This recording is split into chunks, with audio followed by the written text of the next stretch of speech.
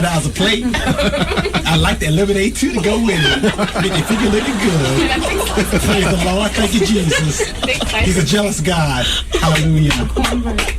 I don't know about y'all. I'm ready to have church again. I don't know about y'all. I'm ready to have church again.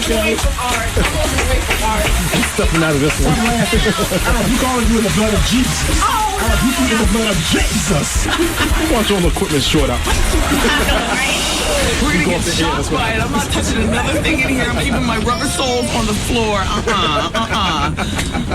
Now watch my car be the one to careen off the west side damn highway. Miss a day, miss a whole lot. Coming through your speakers, boy. It's Wendy, man. 107.5 WBLS, New York. Let's do it. If you got it. This is ludicrous. Hey. Let's Mr. A to the Z exhibit. Disturbing the peace. If you got it, you got it, you got it. Haunted. What's your name? Wendy Williams. The Wendy Williams Experience. We don't stop because we can't stop. We are exactly 4 hours away from finish time of the Wendy Williams Experience Disaster Relief Radiothon to benefit the victims of Hurricane Katrina. We have been here since 2 o'clock Eastern time. And I got to tell you something. Have we played any music for the last few hours? Oh my gosh. Let's keep it like that. I so expected to, have a break and play a little music or something like that. Nothing. Put that where? Back there. I love it, Viv. If you love it, I love it. Let me tell you. Just to acknowledge some fabulous people who've donated. W. Braunskill, $500. Thank you so much. You get a bobblehead doll for that, by the way, Mr. W. Also, a special shout out to Shantasha Silburn. Thank you so much in Manchester, Connecticut for donating. Fiona. What? Thank you to everyone who has pledged over $500. Wow. We are out of bobbleheads. Thanks to everyone. It's okay. Anybody $300 and over, they get the Wendy Williams Comedy Experience passes, a pair of passes. Exactly. And so we'll keep it like that. Exactly. All right. Is Star busy with Steve, or can they actually, separate and just, She's actually with Capone in the back. Capone is here? Yes, he's going to come up later on in the show. It's time for the comedy. But Star is with Capone in the back. Wow. Oh, damn, she's looking for any way out. Huh? A note from Zoe.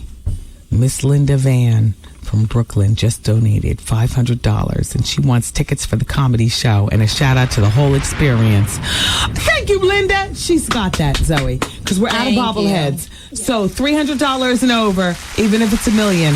Unfortunately, all we have left is, comedy experience. That's not unfortunate. They can see Pone, and once they listen to Pone tonight, they'll know what's worth and it. Shaylin. And Artie, life of the party. And me too. That's great. That's a nice time. All right, anything else, we'll see. Okay. When they get there. Because I don't know what's in the comedy closet or, the experience closet. No problem. It's a mess back there. You know what? I'll be honest with you. I didn't expect to have so many people donate $500 and over. I'll be perfectly, Dr. Grace. That's pretty good. I tell you, the human spirit just kicks in times of crisis. And Dr. Grace, what can you say to people? Like, I know we were back there praying with the young ladies. Like, what do you say? What were you telling them back there? And what do you say to the people trying to get their lives back together, or people who are missing their family members here, trying to wait to hear from their family down there? It is such a hard thing to do, but that's where faith comes in. You've got to keep the faith and know there's an omnipotent presence greater than all of us, and just keep praying and asking for one day at a time and coping skills and just strength, because it's so hard knowing that someone is plucked up or plucked away, not knowing who's where. But the not knowing part is the most puzzling part, and that it causes a lot of confusion, a lot of pain. So just hang in there one day at a time and just don't give up. Whatever you do not give up, and make sure that the people who are supposed to be doing something something is actually doing it. Open your mouth and speak. I know the brother got so much. Kanye West. Yeah, He Kanye. opened his mouth. He spoke his opinion. He was a mess when he was speaking. Yeah. He was all over, but we understood what he was saying. Yeah, because there's a lot of emotions. It's running high right now. So some Yeah. of the things that came out probably didn't mean for it to come out that way. But I'm so glad he said something. Yeah. And he's being honest in how he felt, and no one has the right to crucify him for that. Yeah. Well, you know. We actually have your reverend here. Oh, my portable pastor. Wait, but hold on. Before you bring him in, I got a letter from Daydreamer. Are you ready? Sure. By the way, Trevor intern. Trevor Hollywood. Excuse me, Trevor Hollywood. Oh, I reverted. Oh, It's because he has on his intern tank top. This is 94. Yo, exactly. It's because he has his intern tank I've known top. Trev since forever. Okay, so he has his young shirt. From Trev intern to Trev Hollywood. Hollywood, you're going to hell for that one. For what? I heard what you said. The crickets on the pastor. Dr. Grace, this is for you. This is from Daydreamer. Daydreamer, okay. Dear Wendy, I met. Turn up. What are you doing? What are you? Hello, dear Wendy. I met this. Well, something. Dear Wendy, I met this guy. He's 41 years old and he lives with his mother. I've known him for 1 year before the relationship. I don't like this. What is going on? They're trying to give me headphones. No. You know I don't know how to. No, give her. Take the headphones back. All right, take the headphones back. Put the Hennessy down. I cannot deal with headphones. I don't have headphones. Don't leave. Hey. Okay. Take it. What? It's only 3 pounds. He was What? enjoying shrimp It's in the only 3 backyard. pounds. I swear. I'm trying to lose it. Did you hear What? what Zoe said? Is this the equivalent of a sleepover? Art's underwear are gonna get frozen first. You know how the first person who's out, Art is about to go down. He's drank way too much brown juice. Okay, look, please, everybody calm down. This is for Dr. Grace, please. All right. I'm sorry, doctor. Sorry, That's doctor. okay. Take I'm your sorry, time, Wendy. doctor. Take your time. It's all right. Dear Wendy, I met this guy. He's 41 years old and he lives with his mother. I've known him for a year before I began a relationship with him.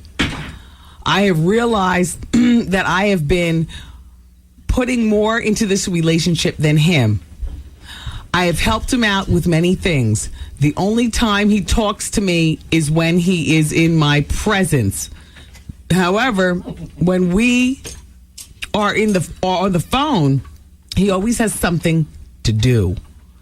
Part of me wants to say, the hell with this. Shh. The other part wants to be by his side. I feel sorry for him. What should I do? Wait a minute, Dr. Grace. Are you a Cancer? Do you feel like me, like you can fix every damn little problem of every damn little, Dr. Grace, you know there are people like that. Oh, all right. The fixers. Zoe and Trev Hollywood, somebody just asked me at the Laugh Factory. What? Are you guys messing around? Who, me and Zoe? That's right. Excuse me, you and Shaylin. Who, me and Shaylin? Yes. No, we very we good was at the friends. Laugh Factory together before? No, can I say No, something? I just saw it was Dr. Grace, you saw it. No, can I say something? Yeah, there was a little bit of You saw what? friskiness over there in that corner. That's right. Friskiness? That somebody just asked me on Wednesday no. night. Somebody just asked me on Wednesday Listen. night. I swear to you, I'm not We had lying. went to the Laugh Factory before and Capone made fun of us because when we were leaving, remember? Don't Listen, deny it. I put in a lot of time All right. into my career. Both of you and be I'm not quiet. going to throw it away on messing around with an intern. All right. What is them the damn word? crickets off. What's the word? Who's that? An intern? Really with you. Okay. She is here late nights with him working. Something going on. She's learning. Case closed. I'll bet she is. Dr. Grace. You see the body language over there, though? Yeah, How they both the jumped body up language together? is crazy. Zoe is making smiley faces. She's trying to act like she's writing serious notes. They love me. I can't help it. Loose joints. Loose joints.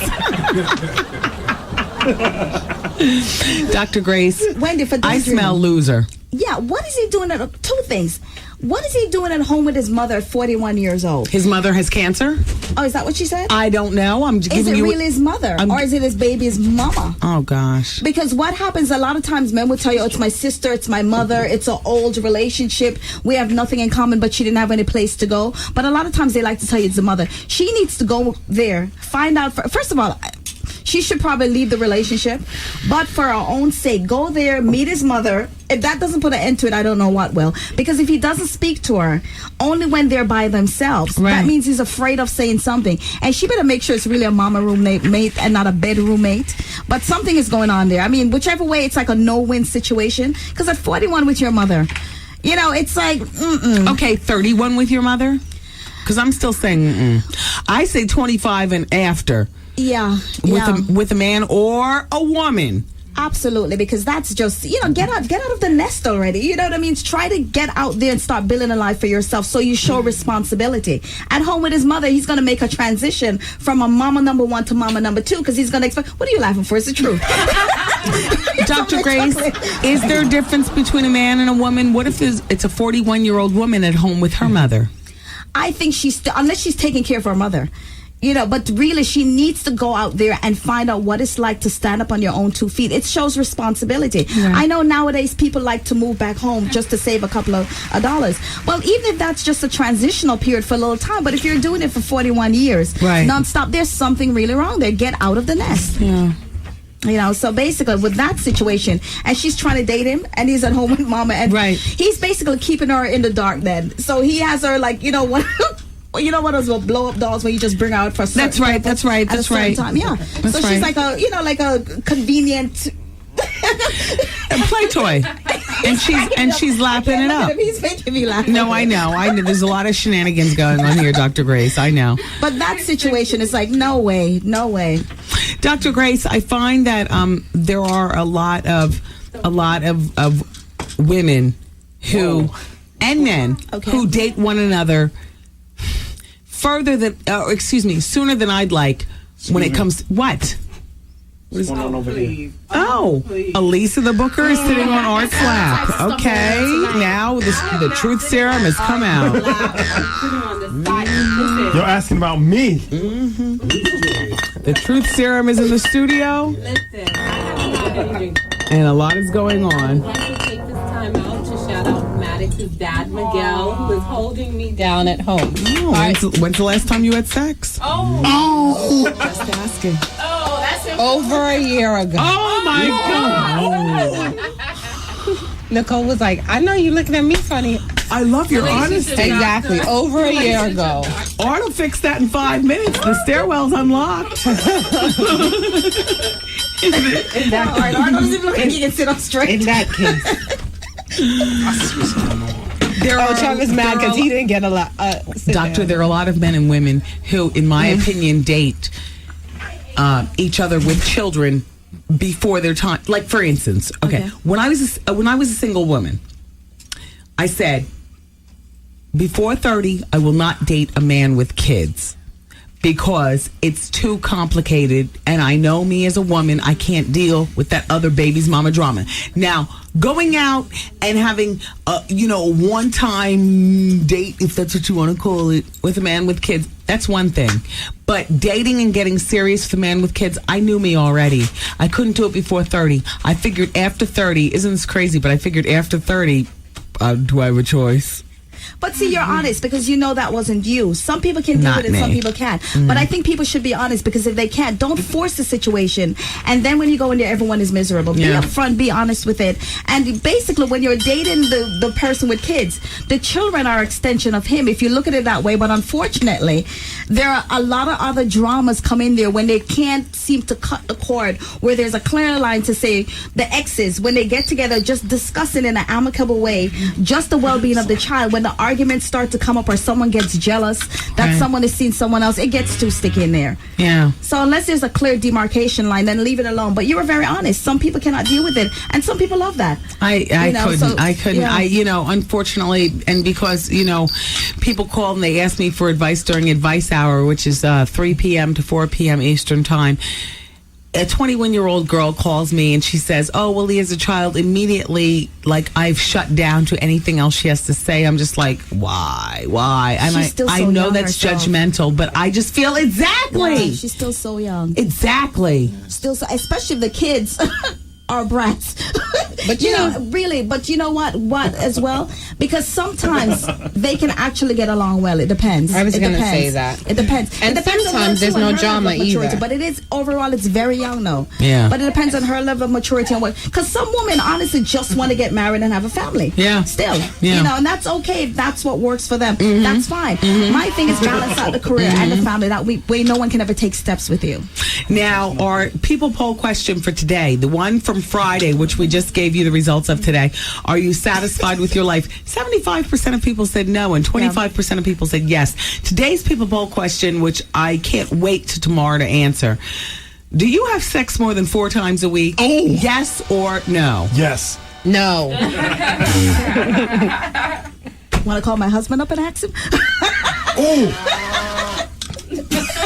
Do we ask you? I'm wearing a shirt right now. Does it matter how many times a week you have sex, or is it the quality of the sex? It's the quality, not the quantity. It's the quality, because some people can jump on and off like a jackrabbit. Let's be realistic. Yes. You know, it's a quality of the intimacy that you're sharing. You know, the old cliche, intimacy means into me you see. So basically, you're connecting, you're growing deeper. Into me you see. Right, intimacy. Oh, I've never heard that before. If Art was on the bell instead of all around the doctor's neck. I'm telling you, he's been eating so much shrimp out there. I think the seafood is getting to him. It's an aphrodisiac. Art, don't take a break until the break. Art, can you please get back over there on the sound effects? Lisa's doing fine. I thought I pressed right. I know you pressed the wrong one. You just pressed the I thought I pressed the right button, like ding, ding, ding. Art's supposed to have them labeled. Anybody's supposed to get in there and be able to do them. See, you're doing a good job with the laughter. There you go. Okay. There you go. Look, booking in and pressing. 1 time a week, if it's including, I love you, baby. It's the truth. You know what happened, especially when you're career people. Yeah. You really don't Busy. have time all the time. You're tired. And when your body shuts down, and if you feel like you're being forced into, you're just going to be like, go ahead, do what you have to do and get over with it. You get tired and you get stressed out. Make the quality time for each other, and then just tear the walls down and do what you have to do. But quality time is the most important.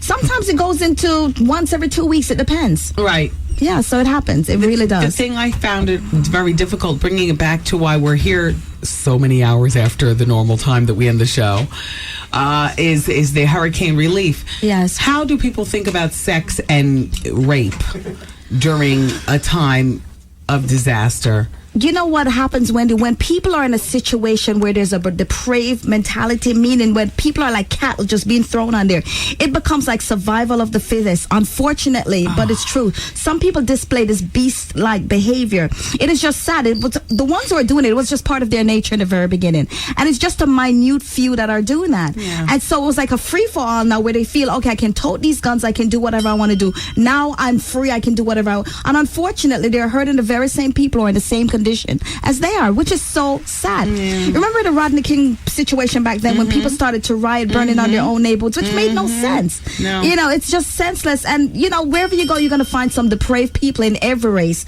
So it's not just, oh, well, you know, these crazy black people doing this. It's just people who are depraved from any race who, you know, in a situation do stuff like that, which is, it's sad. It's just sick. You have private practice? I used to for 4 years, but now that I started doing about 3.5 years ago, Alicia, when I was on the Queen Latifah show. Once I left That's that. how you know each other? Yeah, she was like my little sister. I was 6 years ago. See how time flies? Okay, Elisa and Dr. Cornish used to be on the Queen Latifah show. What were you, the I was a staff psychologist, and she was one of the producers. Okay. Very nice. And she was like my little sister. And so then you close down your Because I go practice. every other weekend. I'm around the country doing some kind of talk, and the books are doing so well. So after a while, you can't dedicate the one-to-one talk like that. But while I was on the Latifah, I had my private practice for 4 years, and then after that, things just escalated, quote unquote. So my practice grew till I just couldn't handle one-to-one anymore. Because it's not fair to start it's really a relationship that you're having with that client if you're not going to follow through and do the whole thing. That's right. And so basically, I do large groups now. A lot of large groups. A lot of churches call me, you know, and it's like, wow, that's great. So a lot of churches, a lot of government organization, women organization, and usually there's anywhere from 500 to 5,000 and up. And I just, you know, talk to them about relationships and just keep writing book after book after book. Yeah. Plus being full-time mom and being full-time wife to my husband and full-time mom to my daughter. So she's doing the Circle of Sisters here in New York. Okay, terrific. What wonderful. Excuse me. So you're very, very busy. Give the names of your books again. The Band-Aid Bond, How to Uncover the Hidden Causes and Break the Pattern of Unhealthy Loving. And the newest one, which is a training manual on a lot of singles ministers all over the place, it's called The Sacred Bond, 7 Spiritual Truths to Recognize and Marry Your Very Own Soulmate. And I really believe in that because it works. And do you think Art is really going to get married? The most important question. The psychic already said she doesn't know. I already asked the other side. Yes, he will. Dr. Grace, remember I told you when we were back there and we were doing a prayer with the girls, with the 2 women from New Orleans, I was holding Art's hand and I said, Lord, please don't strike me down for holding Art. Please, Lord. I was hoping some Holy Spirit would just touch into Art because he was back. You should see him with that shrimp back there, Wendy. Right, Art? Ew. And then he's looking at the young ladies like, what size shoes do you wear? I love your feet. He was developing a feet fetish back there. You know? Developing. Dr. Grace, he's had that since day one. A mess. Okay, so Trevor. Elisa, Dr. Grace is here for more? Yes, she is, but we'll bring her back after we handle the business exactly. at hand. Dr. Grace, we have business at hand to handle, and we want to take faxes. I want to be able to bring you back and we say, Dear Dr. Grace. You've got it. They can check out my website anytime. Okay, go ahead. www.drgrace.biz. Biz. Now, B-I-Z, that's a brand new thing. I know it's like the short for business. It sounds like the ebonic version, but it's there. drgrace.biz. Okay, there we go. Alrighty, everybody. It's the Wendy Williams Experience. Disaster relief. Sit down. Disaster relief radiothon to benefit the victims of Hurricane Katrina. And call us at 866-GET-WEND. Yeah. Leave the Y off for yeah, right. Okay, so it's GETWEND. It's 866-GET-WEND.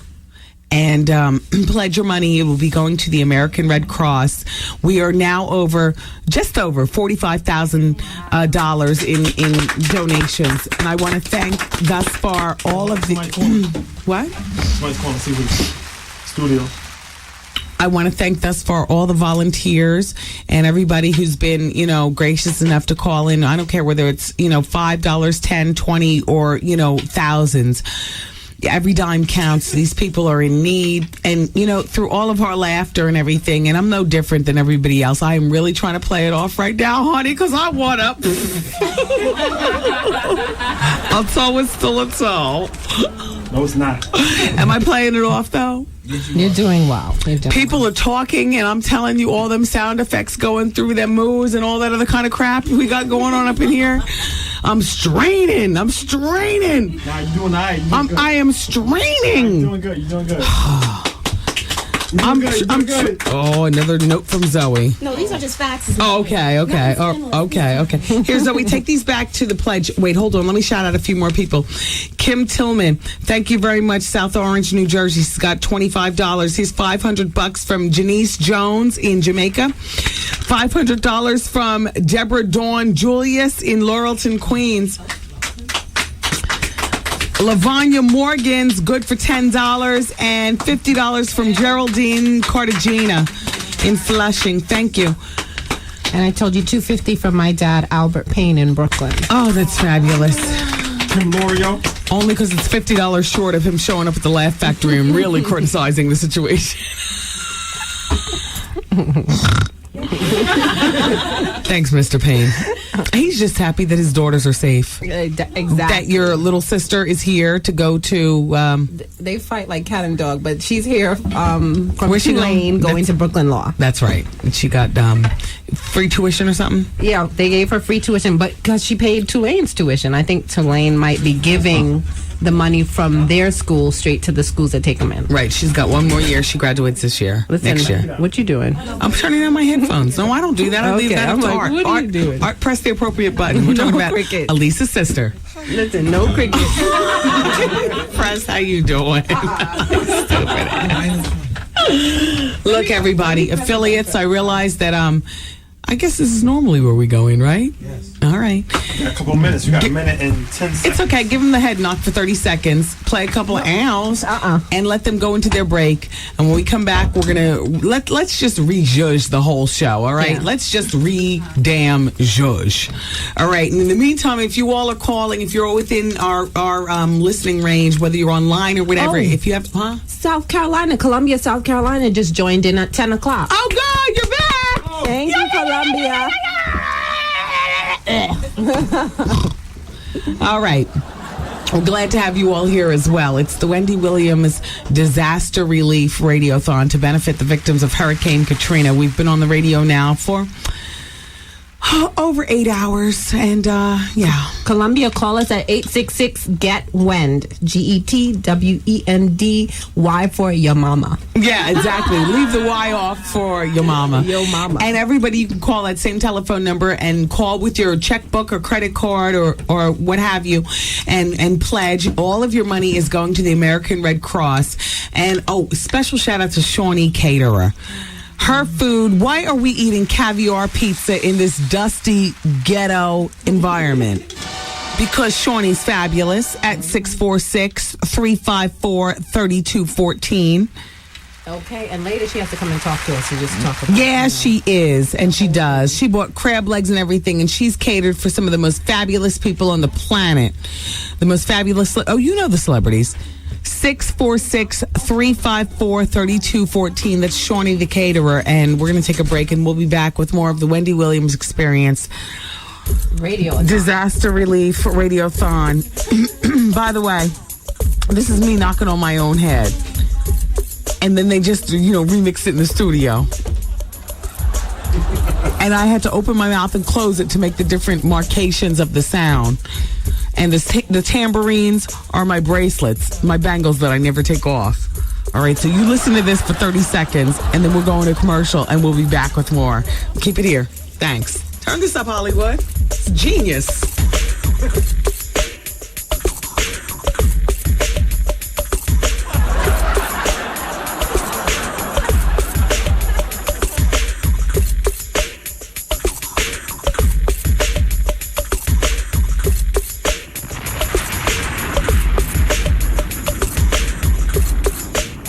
This is your fabulous girl, Takara, and you're listening to the Wendy Williams Experience.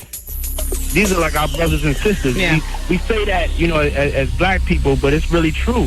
When you look at everybody that's out there, they look like one of your family members, and they truly are. And, exactly. and it's devastating and it's sad, but we got to do what we can to turn it around. Call 1-866-GET-WENDY.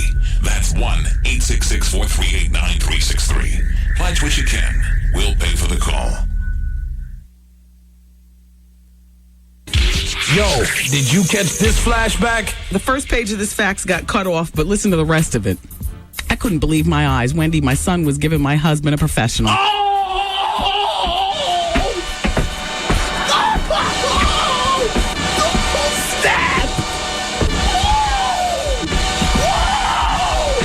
Ladies! Can't get it!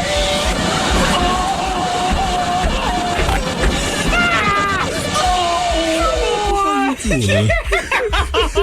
big one, Elizabeth. Come on, Elizabeth. How you doing?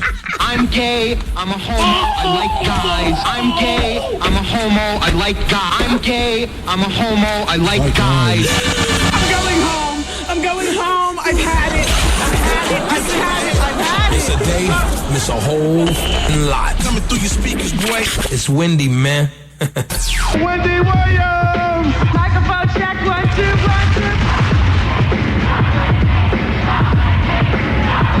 2. Wendy Williams, experience.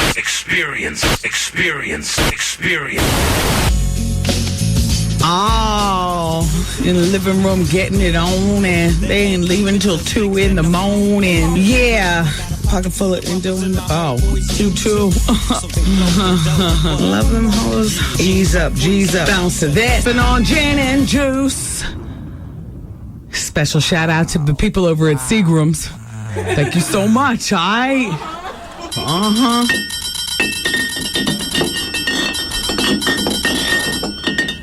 Special shout out to the people over in Hennessy. Thank you so much for giving us what apparently people needed to get through this a-thon.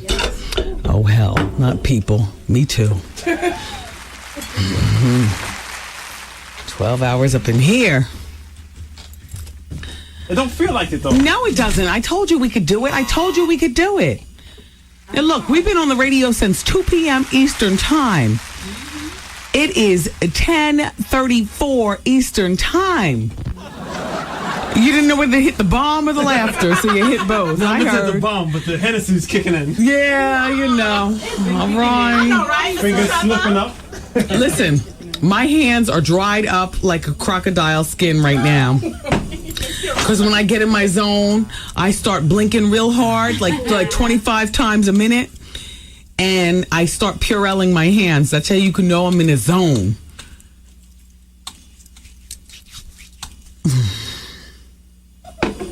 Shout out to the people at Purell.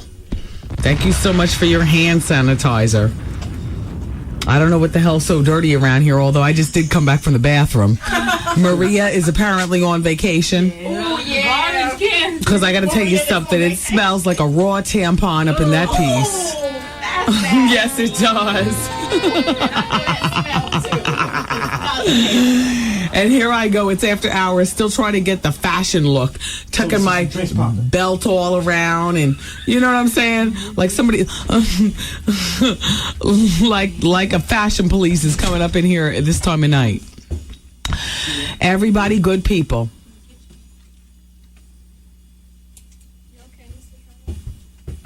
Trevor's okay. Yeah, I just want to drink. Oh, we're here. Get a drink popping. Here. Here's a drink popping. Here's Hennessy. Look, this is a $5,000 bottle. Be careful. You okay, Mr. Trevor? Now listen, we got. I have to be honest with you. Yes, it is. That's what they told me in Hennessy, and I covered it, and I believe. So don't you talk me down. And shout out to Cuban Links, who taught me how to properly execute the brown juice drinking. He says, if it's a little too strong on your chest, you take down some ice water right afterwards. And we got the ice water, and we're doing it for the Wodies. Shout out to everybody in Louisiana and Mississippi, because this is the Wendy Williams Experience Disaster Relief Radiothon, and despite all the jokes, we're doing it for you. 866-GET-WENDY. If you wanted me to tell you numerically, it's 866-438-9363. Call now, pledge your money. It's going immediately to the American Red Cross. That is what we're doing here. None of it is stopping here at the Experience for some damn shoe shopping and all that other kind of stuff, okay? So through all the jokes, understand that we're here for a purpose, but we just need a little help to get through it. Exactly. Okay. Congressman Meeks is on the telephone, and might I just say that we taped the congressman's. We earlier today. I was busy here taping a plethora of phone calls behind the scenes to make this a-thon happen. People are busy. People are going to D.C. Today is the first day back for school, for Congress, for everything, and there are a lot of people pertaining to government. Oh, okay. I don't know where Art is. He pressed the button. Barack Obama, too. He is getting Barack Obama. With President Clinton and all of them. I was trying to get him on the phone. There's a big story about him in the paper today. Mm-hmm. He's helping the Bush-Clinton Katrina Relief Fund. Okay. What would Kanye West say? Barack Obama doesn't care about black people. Put that where? He can say that. Barack is from the hood. Yeah. And he's also a friend to the show. He's been a guest here before. Exactly. But Congressman Meeks is a phone call that I taped earlier today, and I would love for you to hear. So go ahead. Congressman Meeks, hello, sir. How are you, Wendy? Good. So we're busy trying to do the best that we can here at the Wendy Williams Experience. We've got our radiothon going on, raising money for the disaster in Louisiana, and all the money is going towards or to the organization, the American Red Cross. That's fantastic. I think that this is a time for all of us to come together, particularly here in New York, to deal with the crisis that I know it's the worst in my lifetime and possibly the worst in American history. Yeah. So what have you been getting briefed on in terms of, from a government point of view? Well, of course, you know that this past Friday in the House of Representatives, along with the Senate, who did it on Thursday night, we passed a budget, a supplementary budget for $10.2 billion emergency dollars, which is only the beginning.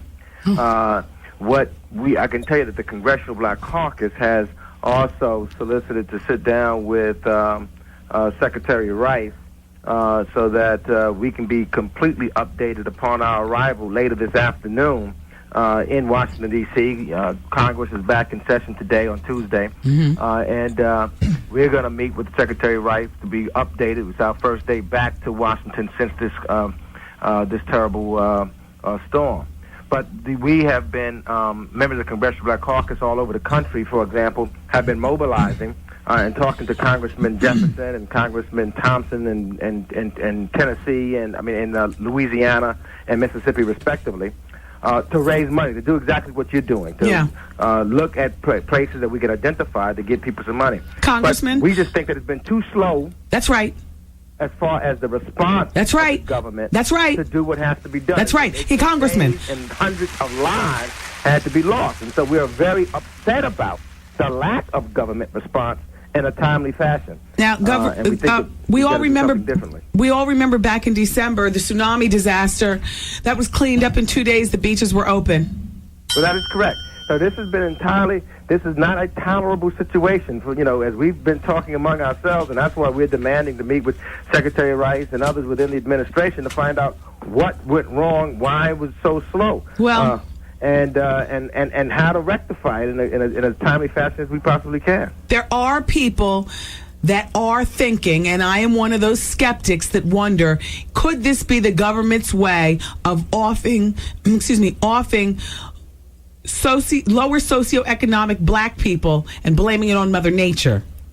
Well, I don't know if they're doing that exactly, but all I can tell you is that when you look at the city of New Orleans and many of the people in Biloxi, Mississippi, they happen to look like you and I. And I would hope that, and we'll get to the bottom of it, that the response was not as slow as it was because of race. But I can guarantee you the questions are going to be asked and pressure is going to be put on. And we cannot just sit back and tolerate what took place in Louisiana and in Mississippi and parts of Alabama.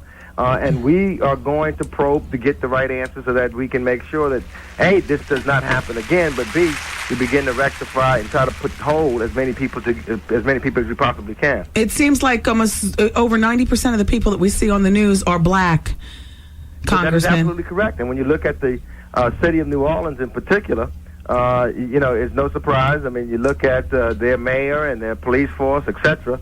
Most of it's a black town. The lawlessness, they say, is out of control. Well, I've got a problem with that clarification also. Okay. What you have is a situation of people who are trying to survive, who have lost hope, who are breaking it. I don't call it looting. If you're breaking into a store to get food and water or clothes to put on your child's back or shoes to put on your feet, that's survival. And so I am upset with the complete depiction of what they're talking about. Had things been done in a more timely fashion, you wouldn't have the mayhem that has been taking place. Okay. But when you allow it to go on for 5-6 days, people lose hope. They panic. They get desperate. So I just think that's a human nature thing, and I think that the media is depicting it all wrong.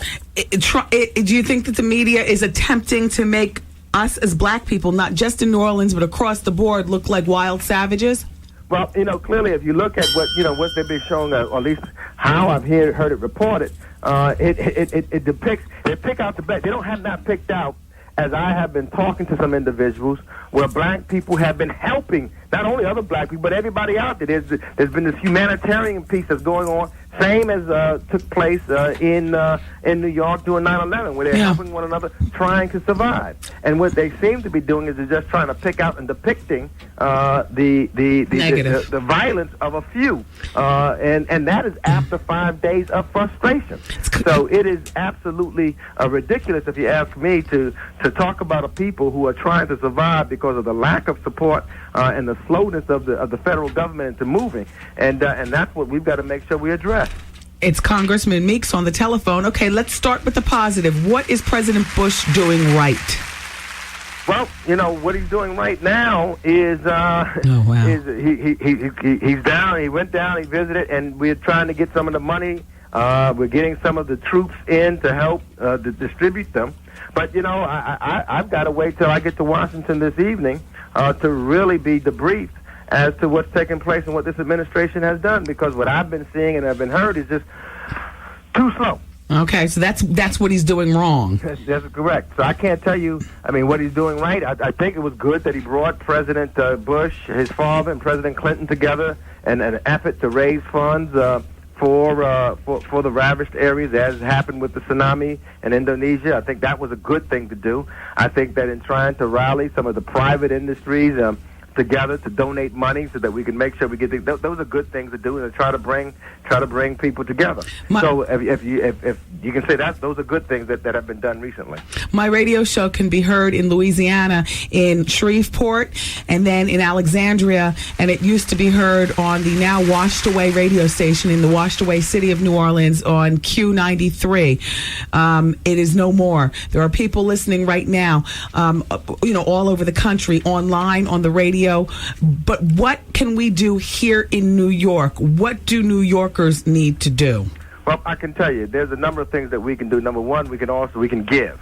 And we can then try to, if we have any friends or contacts or relatives, whether they're in New Orleans or even in Texas, where we know that some of the people who have been displaced or have been taken, so that we can make sure that they have the kinds of services and goods that they need, water, food, clothing. I can tell you what we're doing, and we're doing it early today in southeastern Queens. We're coming together what we call a Seniors to Seniors program, where we're getting seniors to come together to make donations, and we're going to donate it to a senior center in some of the areas where the displaced individuals are put together. We're looking at doing concerts, benefit concerts, all over the city to raise money, as well as going to some of the local supermarkets. And I think that what we want to do, and we're organizing this as we speak, we're going to go to some of our large supermarkets, some of our Pathmarks, and see if we can get them to agree to sell some merchandises like water at cost.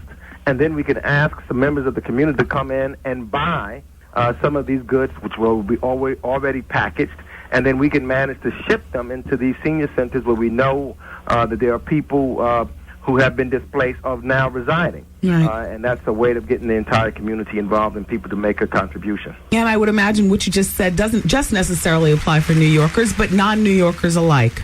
That is correct. And I would, do these people need more money than things like clothes and water and food? Is money the best thing that we need to be giving right now? Money at this time is the easiest thing to do. And in fact, a number of the organizations are not accepting things because there's no place to store them. And so money becomes extremely important to buy them and purchase them so that we not make sure that they're not sitting up someplace and not being utilized. The only way things are good is if, in fact, there's a direct contact.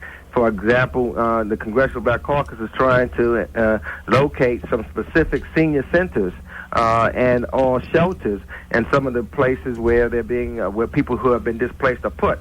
Now, we can make those direct contacts, as my office is trying to do, and people want to send things, then we'll be able to give information so you can send directly to that senior center those goods that are needed. And we'll be able to give a list of what is needed. So that's what we're trying to do right now, locate the centers, find out what's needed, and then as people call, we can direct them exactly to what the center is, and they can call and we can make sure we're making that direct contact with those centers of need. Terrific. In the meantime, everyone, if you've got your wallet open and your heart open and you're ready to do it, call now to donate.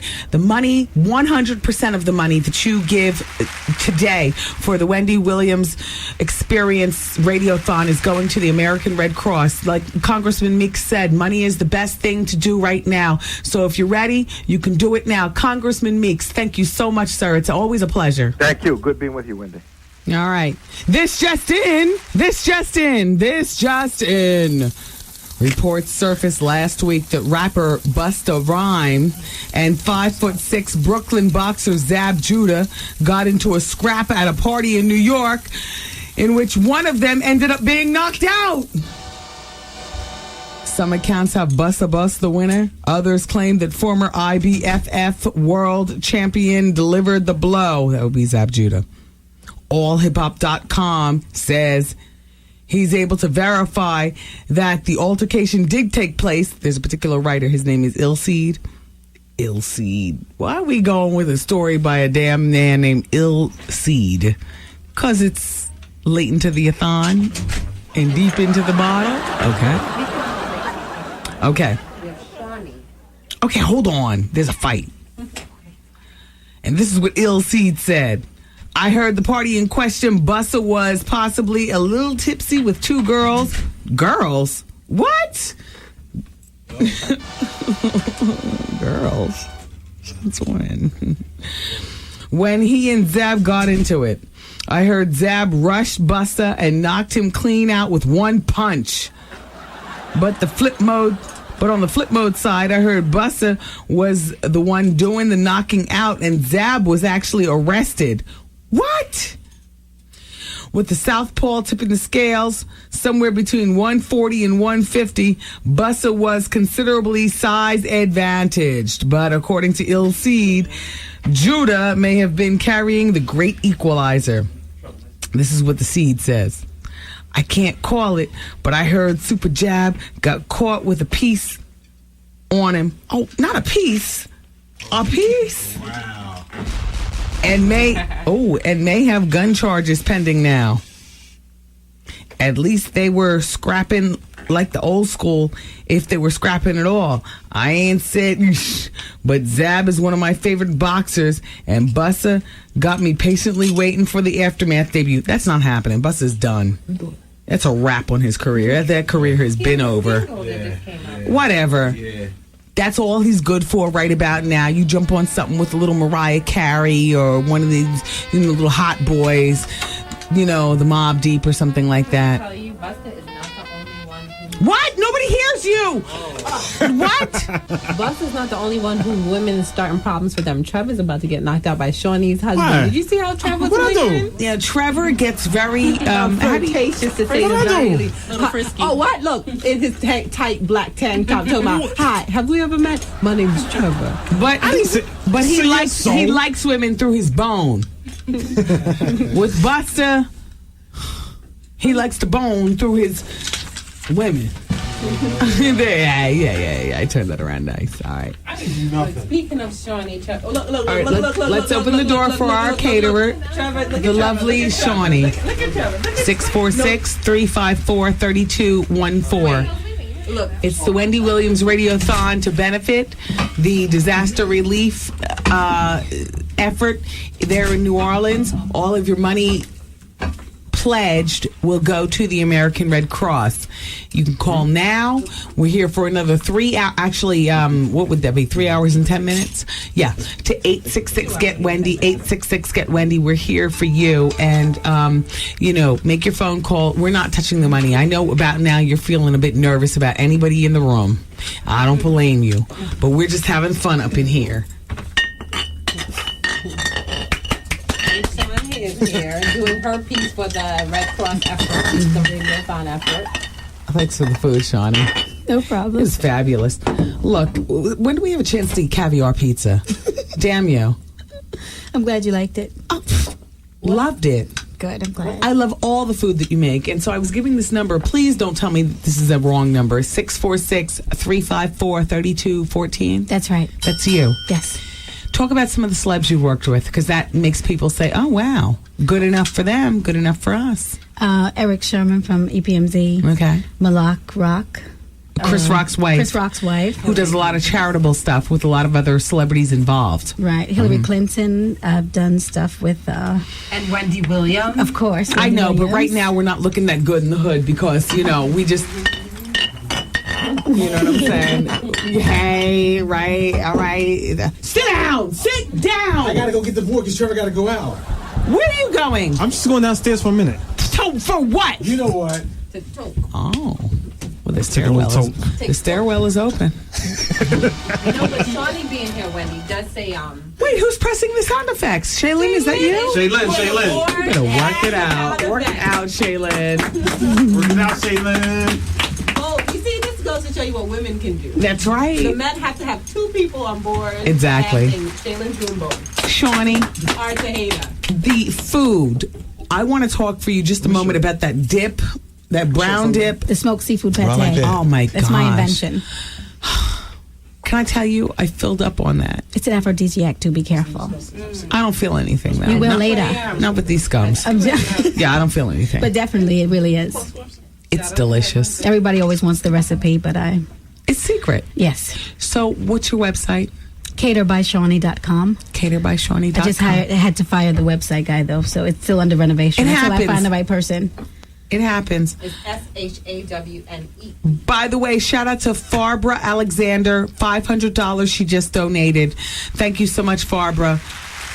Gay Steve just gave me your paper. But can I tell you, when Thank you, Steve. Shawnee here just Nobody hears you. Shaylin is not on the microphones, and Art is sitting there passed out at the controls. I was Hello? saying having Shawnee here shows that you can do whatever you can for the effort. If you don't have money, because people have been calling in that don't have money. Yeah. We're not collecting food. We're not collecting No. baby food. I got a request for. We're not collecting clothes. Yeah. But, contact your Red Cross, and we're going to try to get more information during the a-thon or drop-off points with the Red Cross.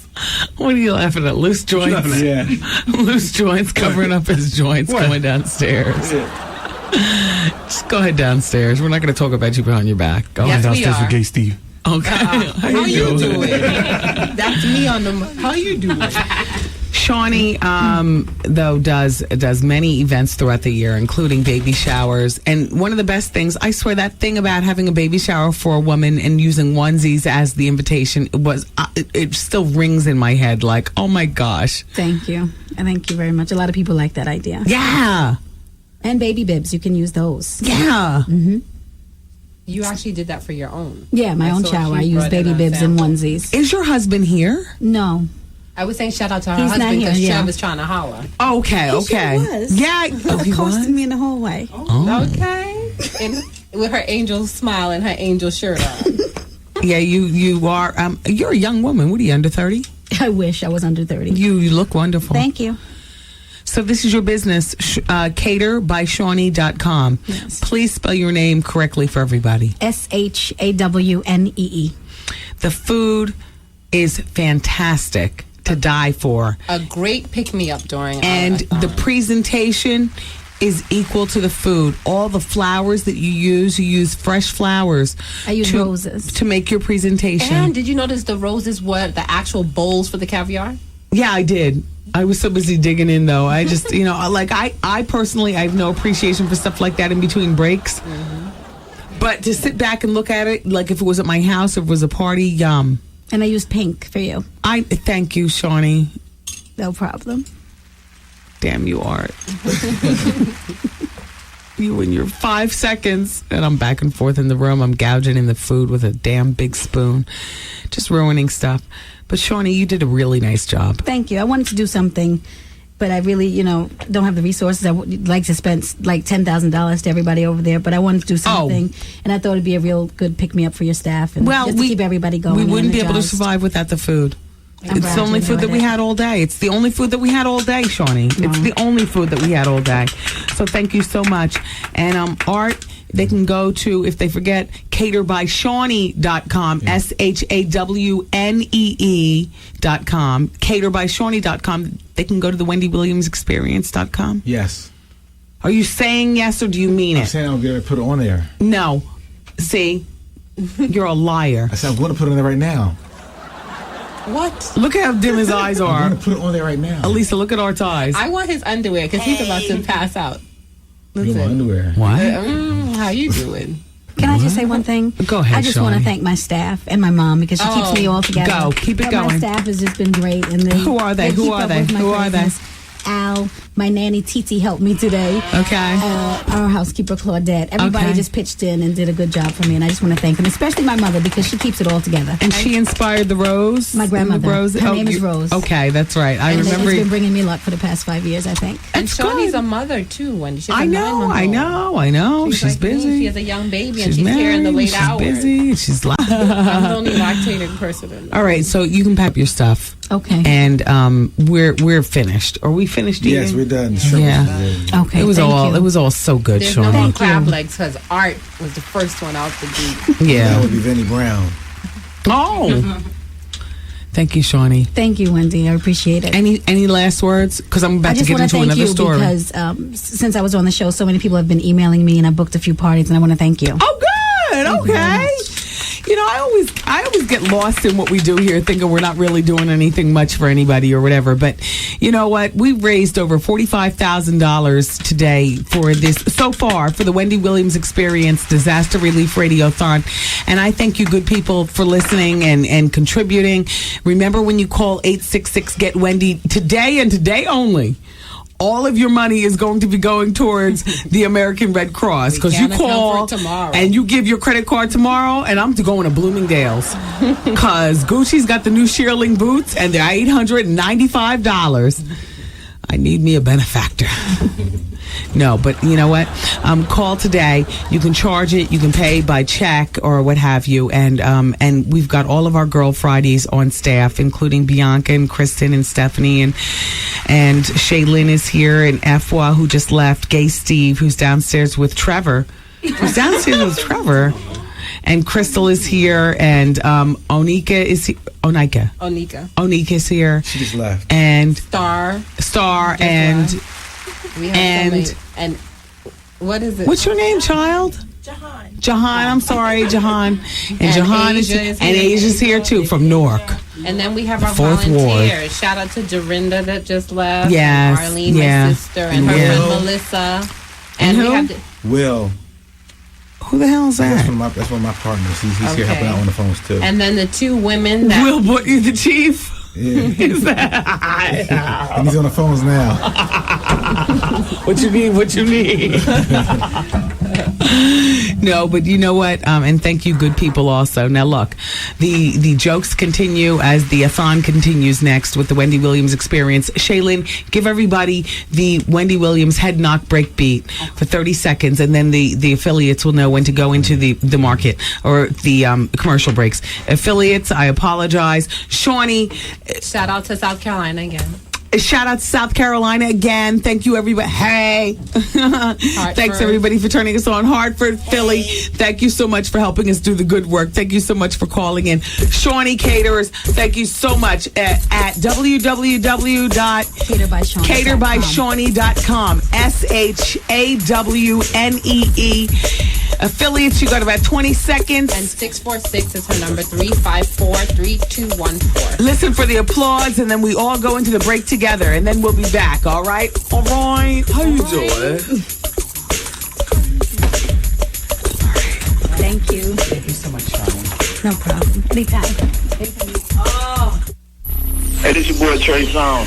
Hurricane Katrina that caused a whole bunch of devastation, and look, we gotta help. We got to do our job as people to help people we need to help. You can donate directly to the American Red Cross using this number. Take care of our own, baby. Ain't nobody going to do it for us. Call 1-866-GET-WENDY. That's 1-866-438-9363. Pledge what you can. We'll pay for the call. It should be. Circle of Sisters, presented by 107.5 WBLS. Yo, peace, y'all. This is Common, and you listening to the bonus hour on 107.5 WBLS. Y'all stay in tune, all right? Love.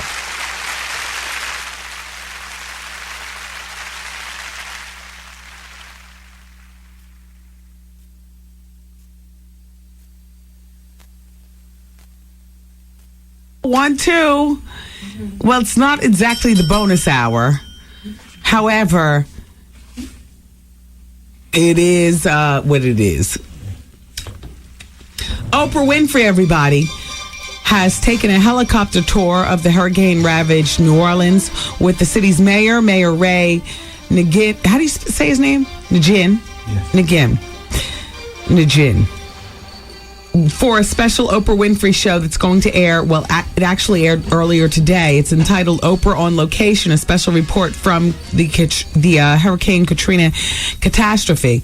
Now, Oprah viewed the 9th Ward and other areas flooded, And on Sunday, she happened to have toured with John Travolta, Matthew McConaughey, Chris Rock, Faith Hill, CNN's Anderson Cooper, Chris Rock, and Lisa Ling, and Gail, of course, her best friend, Lisa Marie Presley, and a medical expert named Dr. Oz. Now, Oprah arrived in Houston yesterday and visited the evacuees at the Astrodome over there in Houston. And a future show is going to be talking about Oprah's efforts to assisting the displaced people. But tomorrow, which is Wednesday, today is Wednesday. Today's Tuesday. No, today is now Wednesday. No, it's not. It's not No, midnight yet. yeah, right. It's not midnight. Right, not midnight. Okay. Well, tomorrow, the Oprah Show will air on location from her home state of Mississippi.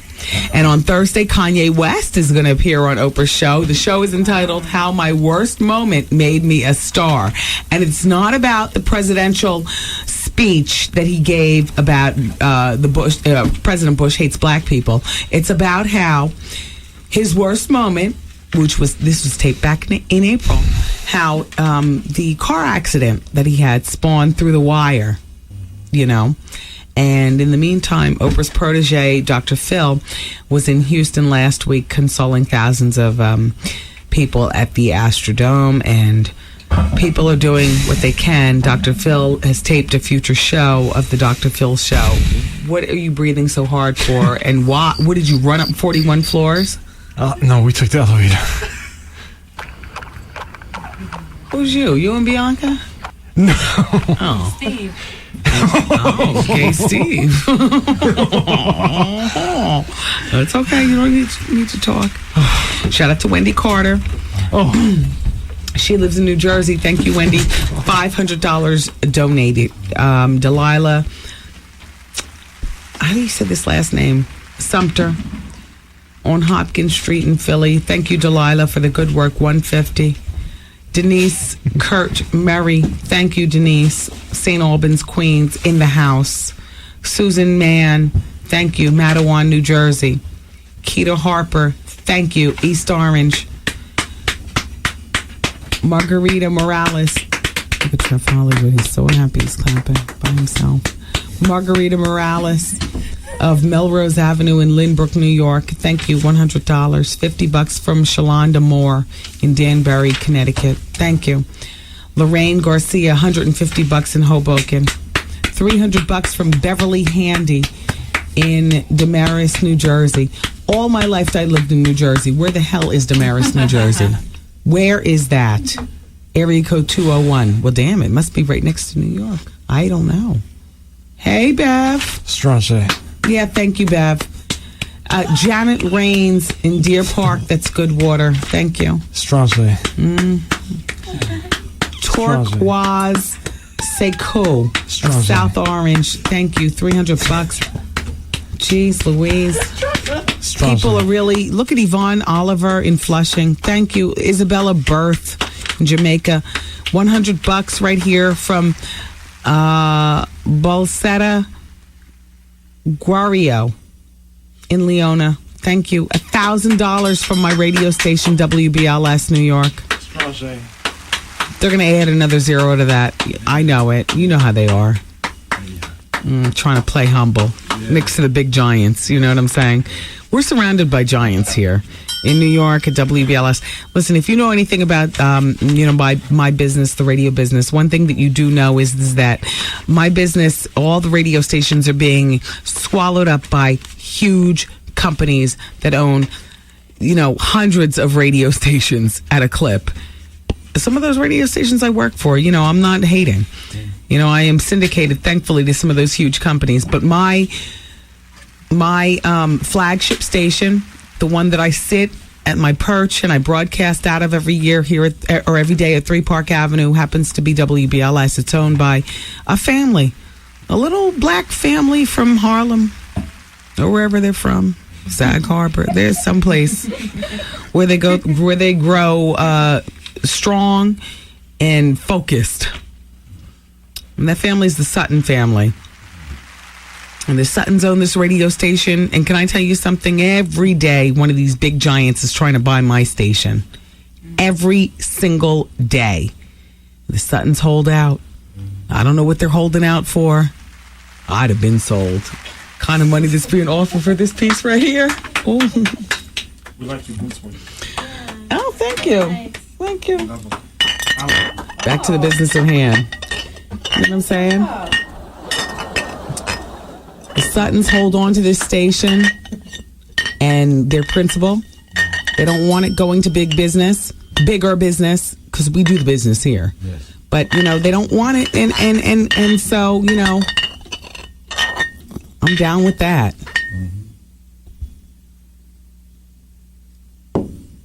So if it's $1,000, then that's what it is. I'll get that other zero tomorrow. Yeah. Jokes, Dion. And they're still counting the beans. Dion Livingston, he's the chief of all bean counters. He's the bottom line to all money that passes through here. He's still in his office, monitoring the air conditioner. He doesn't want to keep it, because they turn it off at 6 o'clock. What? Is June on the phone on hold? No. Yes. Yes, June is on hold on the phone. No. You're drunk. There's nobody on the phone. No. June is on hold on the phone. We have Drew and Ambrose in that. Oh, yeah. Yeah, get it ready. Orly Coley of Hartford, Connecticut. Thank you so much. $500. Shayla and Shay Stone of Brooklyn. Thank you so much for your donations. Sexy dancer club. What dancer? Yeah, but what is the money? The strip club is giving a $500. Oh my gosh, the strip club. Wendy, Huh? why is it Zoe always brings the sex stuff to the strip? Because Zoe's not a virgin. I don't believe That's why. it. I'm tired of Zoe. Shout out to the sexy dancer, the Club Inc. Shayla and Shay over there. Shayla and Shay Stone on Bergen Avenue in Brooklyn with their $500 in ones. Sweaty ones at that. Talk about don't stop, get it. All right. Wow, listen to us just topless. And a special shout out to India Jackson, who lives downtown. No, she lives down the block from me. Oh. In Far Rockaway. Okay. And she's a single mother, and she called in and donated as much as she could. Oh, thank you, India. That's all we ask. This is people helping people here at the Athon. Nobody has, it's hectic. I don't know how many of you all have donated already to Tsunami. And then you're recovering from that. And then do you remember how Tsunami went? Then we rolled into income tax. Then did you get a big tax bill? Then you got to pay that. Okay. And before that, some people even did the hurricanes in the West Indies. That's right. And then your kids are asking, if you have children, where to go for summer vacation. If you don't, then you're wondering where you're going to take yourself for summer vacation. And now it's time for back to school. I was in the Target's $34 for a book bag. Oh gosh! From Target? Well, I found one for $12.99, but I said $34 for a kid's backpack. Unbelievable. So if you're doing back to school, everything's just rolling into each other. Thanksgiving is right around the corner, and that's going to go into Christmas. So really, it's very difficult to free up $1. I mean, it's unless you're somebody really special, it's very difficult to free up $1. I understand this hurricane has come at a time nobody was expecting this, but excuse me. That's Elisa. Excuse me. The girls are learning the buttons. I was trying to press right. But this hurricane has come at a time when nobody was expecting it, and if you're like most people, you're just squeezing out what you can, if that at all. If you can't do money, do a prayer. Exactly. And speaking of prayers, we also have Dr. Grace and the Reverend. Should we bring them in now? I'll bring them in now. Since we're that was a good prayer. segue. Okay. Oh, nice and toasty. I know. She's micromanaging this Athon like it's making me crazy. But I'm glad we have her. She is making me crazy. Well, Elisa? Yes. She's bossing everybody around all of a sudden. I'm feeling like, what the hell? Oh, here she comes back. Here she comes. Oh, it's one of the interns. All late and wrong from the club. Here she comes. No, Ellie's been here. Huh? Ellie's been here. Haley? Haley? I know she's been here. Well, she's got a tongue piercing, so what do you think that says? That's exactly it. Hello? Well, tongue rings zhuzh up a certain thought, don't they, Dr. Grace? Sure do. What do tongue rings say? And be honest, Dr. Grace, at the risk of sounding corny, perhaps, it is what it is. Here's a very nice young woman. Her name is Helly. She's the intern. Look at her tongue. Let me see. Stick it out. Think what you think. Think it and say it. You're a little bit adventurous and a little bit out there. There you go. But that's just what it says. I mean, that's what it says. I've been here for weeks and nobody noticed. But what are you saying, Dr. Grace? I noticed. It's the reference. But I'm telling you, I didn't cheat on my husband. Dr. Grace, what are you saying? How do you put up with that pain, though? Does it hurt to get that piercing? It didn't hurt. It's extra pleasure is what they say, Dr. Grace. She has a high threshold to pain, I think. Exactly. Pain is good. Yeah. Reverend, we're sorry. Sorry, Rev. Share his microphone. There you go, portable pastor. Hey, Rev. How you doing? You're a youthful Reverend, though, so nothing has been shocking, right? No. The Reverend is here. Introduce yourself to everybody, Reverend. Reverend Darren Jaime from St. Francis Amy Zion Church in Mount Kisco, New York. Mm-hmm. Nice to have you here. Thank you. Along with Dr. Grace. Dr. Grace, this is your very good friend. Do you all my know pastor? Okay, your pastor. You confess to him? Oh, no. That's a priest you confess to, which I don't. But Okay. I confess to God by myself. Okay. And to my husband. Safest place. Reverend, please pass a few words along. Now, despite all the laughter and whatnot, because I crack up if I was here for 12 hours with the doom and gloom. It's just my personality, and I don't know how to do this any other way but to infuse words of inspiration with downright gutter jokes. But we're here to do the good work for the people in New Orleans, in Mississippi. We're here to do what we can. We've raised so far over $45,000. People have been calling all day. 1-866-GET-WENDY. And the money is going. Excuse me. I'm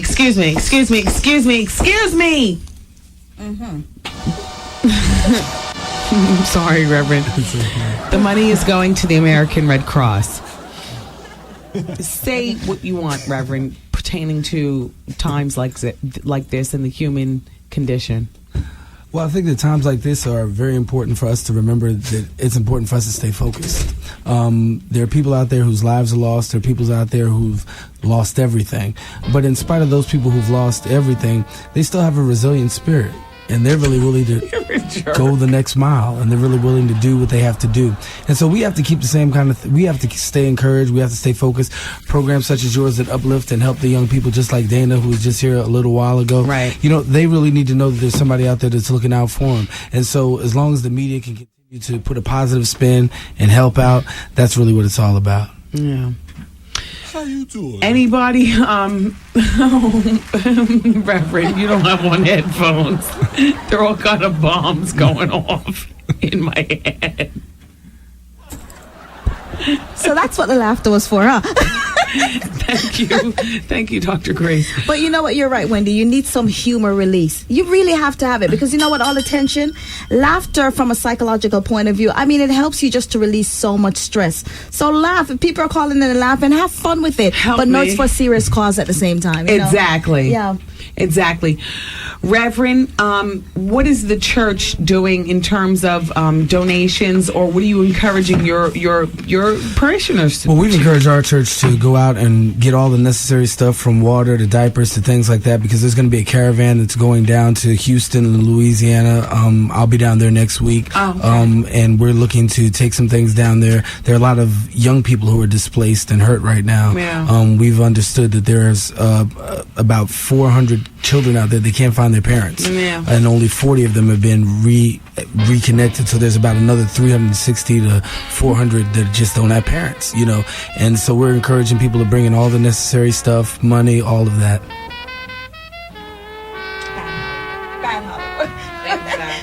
Turn it off. Explain to the Reverend. No, hold on, because I had a thought that I wanted to complete. You keep that music off, okay? I'm beyond being able to take it. Reverend, for those people listening who are like I believe in adoption, and for anybody who's ever thought of adoption, this would be one of those times to perhaps see where the children lie and who needs what. Absolutely. We have to be our brothers and sisters keepers, and there are certain people who don't have a place to live. There are certain people who don't have any schooling. They're getting schools, and we need to be able to put a good hand out there to try to help to bring those people in. If you can adopt. Wendy, also too, on the redcross.org website, there is a number 877 loved ones. That's 877 LOVED 1S. which translates to 877-568-3317. And that's where you go to register yourself, a missing loved one, or anyone who wants to view the list or call can find out who is where. If they're in New York, they should register. If they're in Texas, they flee, register, or go on the website or call the number to check for your missing loved ones. Gotcha. Redcross.org or 877-568-3317 LOVED1S. Rev, you had something? Yeah, they have missingkids.org too. www.missingkids.com. And you can be able to tap in there .org, and you can be able to tap in there too if you have kids that are missing in the Louisiana, Mississippi, Alabama area. Okay. I mean, we're doing the best we can, Rev. And that's all we're expected to do, is try to do the best we can. And so the fact that you're providing a medium for humor as well as for seriousness and making people aware. I want to go to heaven, though. Will we be okay? You'll be all right. Oh, thank goodness. Oh, Reverend. We're going to work on you, Wendy. But you got to be safe. We're going to work on you. I'm fine. I know you're fine, kid. Go ahead. I can't sit here all these hours and just, It's gonna be okay. It's rough. It's rough. It really is. Because I sat. The emotions that you have. Wendy, today I sat in front of the television. I'm telling you, it was getting to me when I saw. And this is the part that all gets weekend. to me. All weekend. Yeah, and you know what I found out today? With 40 and 50 people per day, they're just pushing them to die. These are people. They're actually giving them this final exit before they're ready, saying, "Well, we can't do anything else," all because of incompetence. And I mean, if you're not emotional about it, you're gonna get angry. So the thing is, just help as much so we can put the positive energy into helping people, because any normal human being would get angry at this stuff, and I mean, as a psychologist, you're not supposed to be emotional. Give me a break. This is human bodies, people. As a cop, you're not supposed to quit in the middle. I was three cops now that we know of have committed suicide. There are endless cops who've quit in the middle of duty. People are just like checking out. It's hard. And we're not even there, and we're feeling it. Ugh. No one should have to go through that. No one should have to go through that. And what it is, it's people just took too long to respond, but now that they have responded, all we can do is make the best of it. But I tell you what's going to happen afterwards. I know you're digging for your phone. I'm just trying to talk through this here, because you know what's going to happen, though, Wendy, after this. It's over there, right Girl, your phone is right there. It's okay. We're going to take a break and come back. Okay. We're going to take a break and come back. There's a crank call, too, from the 70-3. Look, Reverend and Dr. Grace, I want them to finish their thought. And then we're going to, because they have to go. And then the affiliates are going to roll. Hold on, affiliates.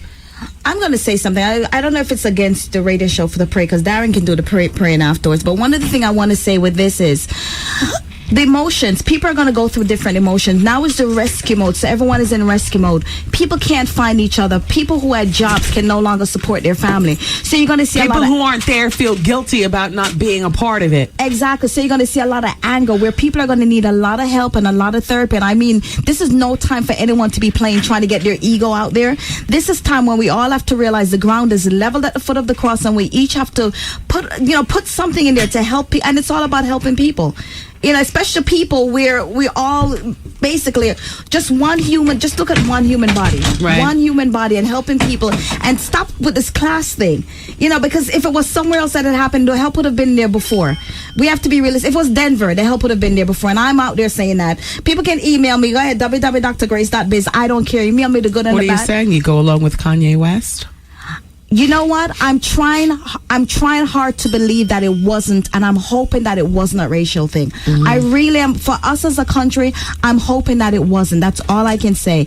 I'm really hoping. But as far as Kanye West, I have to give him props for opening his mouth and speaking the way he felt. Yeah. You understand? At least he's exercising his freedom of speech, and no one should down him for that. Right. It's emotional. Everyone is emotional. He should say what he wants to say. That's the first thing that came to mind. And all we can do is hope that it wasn't a racial thing, and just say where can we go from here and what can we do about it. But know that we're there to help because people need help. Thank you. All right, Rev, do a prayer or something. Reverend is looking, he's judging the entire room. Judgmental. He's cool. He's a we would never, no, we're really just, it's so much to think about, and it's so much to just to, and you see the emotions of everybody, and everybody feels it, and you're just trying to do the best job that you possibly can. And I think for all of us, that's all that we can do. And the fact that we can respond, the fact that we can help, the fact that we can do something, the fact that you're doing something here, it really speaks volumes. We all can't be there. Doesn't feel like enough. But can I tell you? No. On my personal level, I'm trying to stay intellectual about it and not really get the human connection, because I wouldn't be able to make it through today. You know me, Dr. Grace, from talk. Yeah. I'd be breaking down. So, tomorrow I'll start to really plug into the human side today. This somehow doesn't seem enough, but we're doing what we can. Right. And and I'll be honest with you, I must feel guilty about having fun while executing this a-thon.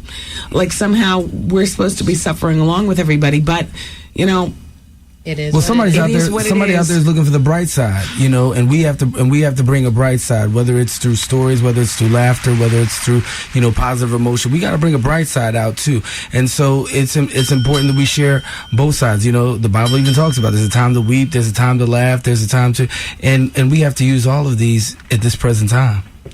Reverend, yes. At the end of the day, is a toe a toe? Yes. Thank you, Reverend.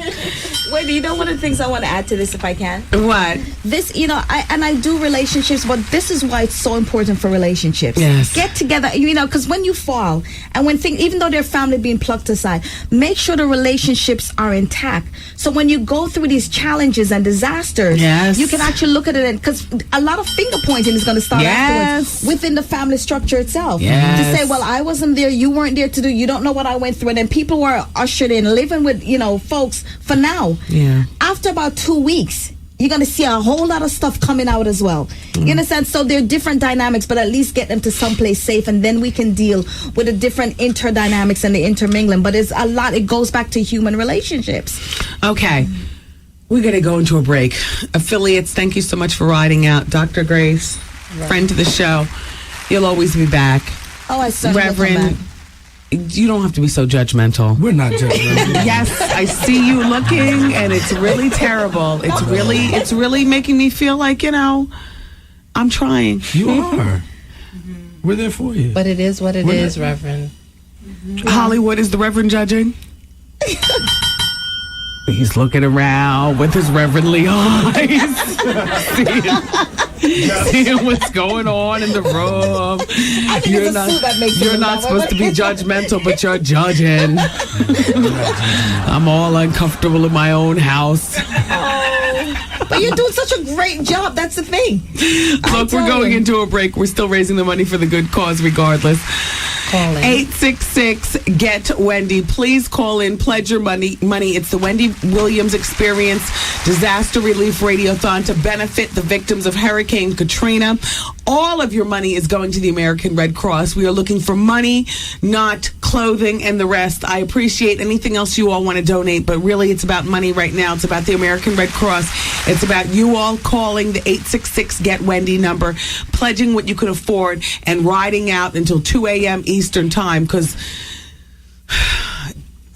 It is what it is, and I only know how to do it one way. So call me a one-trick pony if you want to, but for now, I'm the one with the mic. Damn you. It's the Wendy Williams experience here, and keep it here, and thank you. We'll be back. I hate the way they portray us in the media. If you see a black family, it says they're looting. If you see a white family, it says they're looking for 5 days. Most of the people, we're black. And for me I will be because I'm trying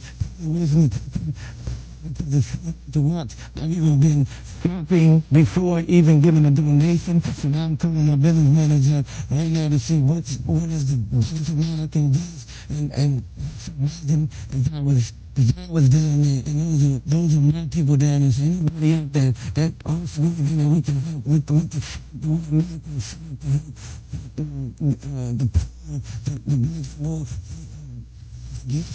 as soon as possible. I mean, everything I can.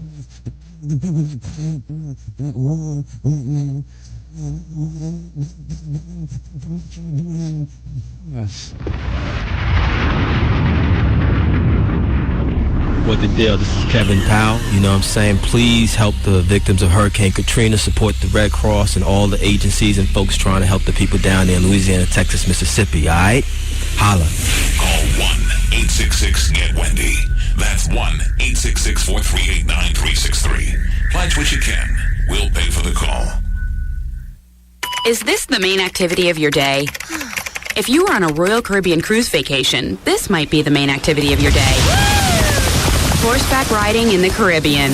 Just one of the exciting activities you can enjoy on a Royal Caribbean cruise. And we're leading the way in the Caribbean with more itineraries and cruise lengths to suit whatever vacation plans you have. Not to mention all the cool things you can do on board and off. From rock climbing and the Adventure Ocean Kids program to deep sea fishing.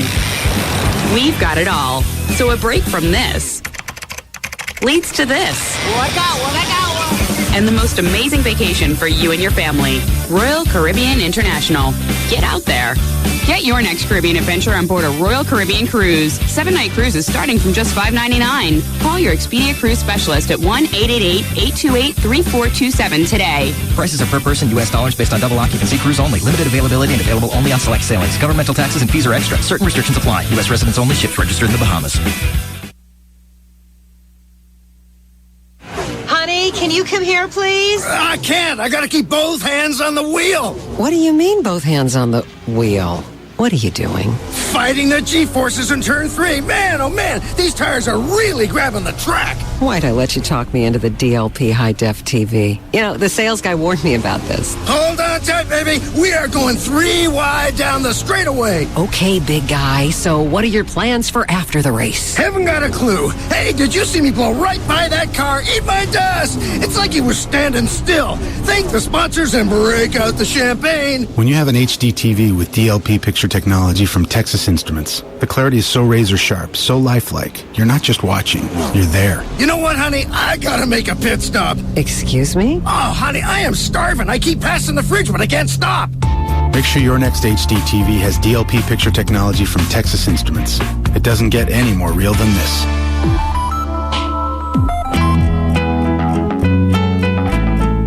Gas prices may rise or fall, but that doesn't change one irrefutable fact. You have a full life, and you need an SUV. The thing is to choose wisely. GM offers more SUVs than anybody, and you might be surprised to know that many of them offer excellent fuel economy in the city and on the highway. So relax, pile in all your friends, and go flea marketing. Make another trip to the home improvement store. Take the family to the lake and smile as you drive right past the pump. Life is good. Have a great week.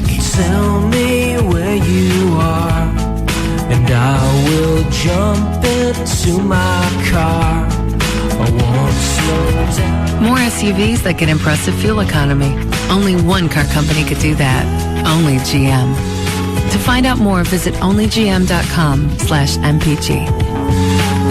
And now it's time for Popeyes. How spicy are you? Today's big questions. Should spicy chicken make you reach for A, a glass of water, or B, a fire hose? Question 2.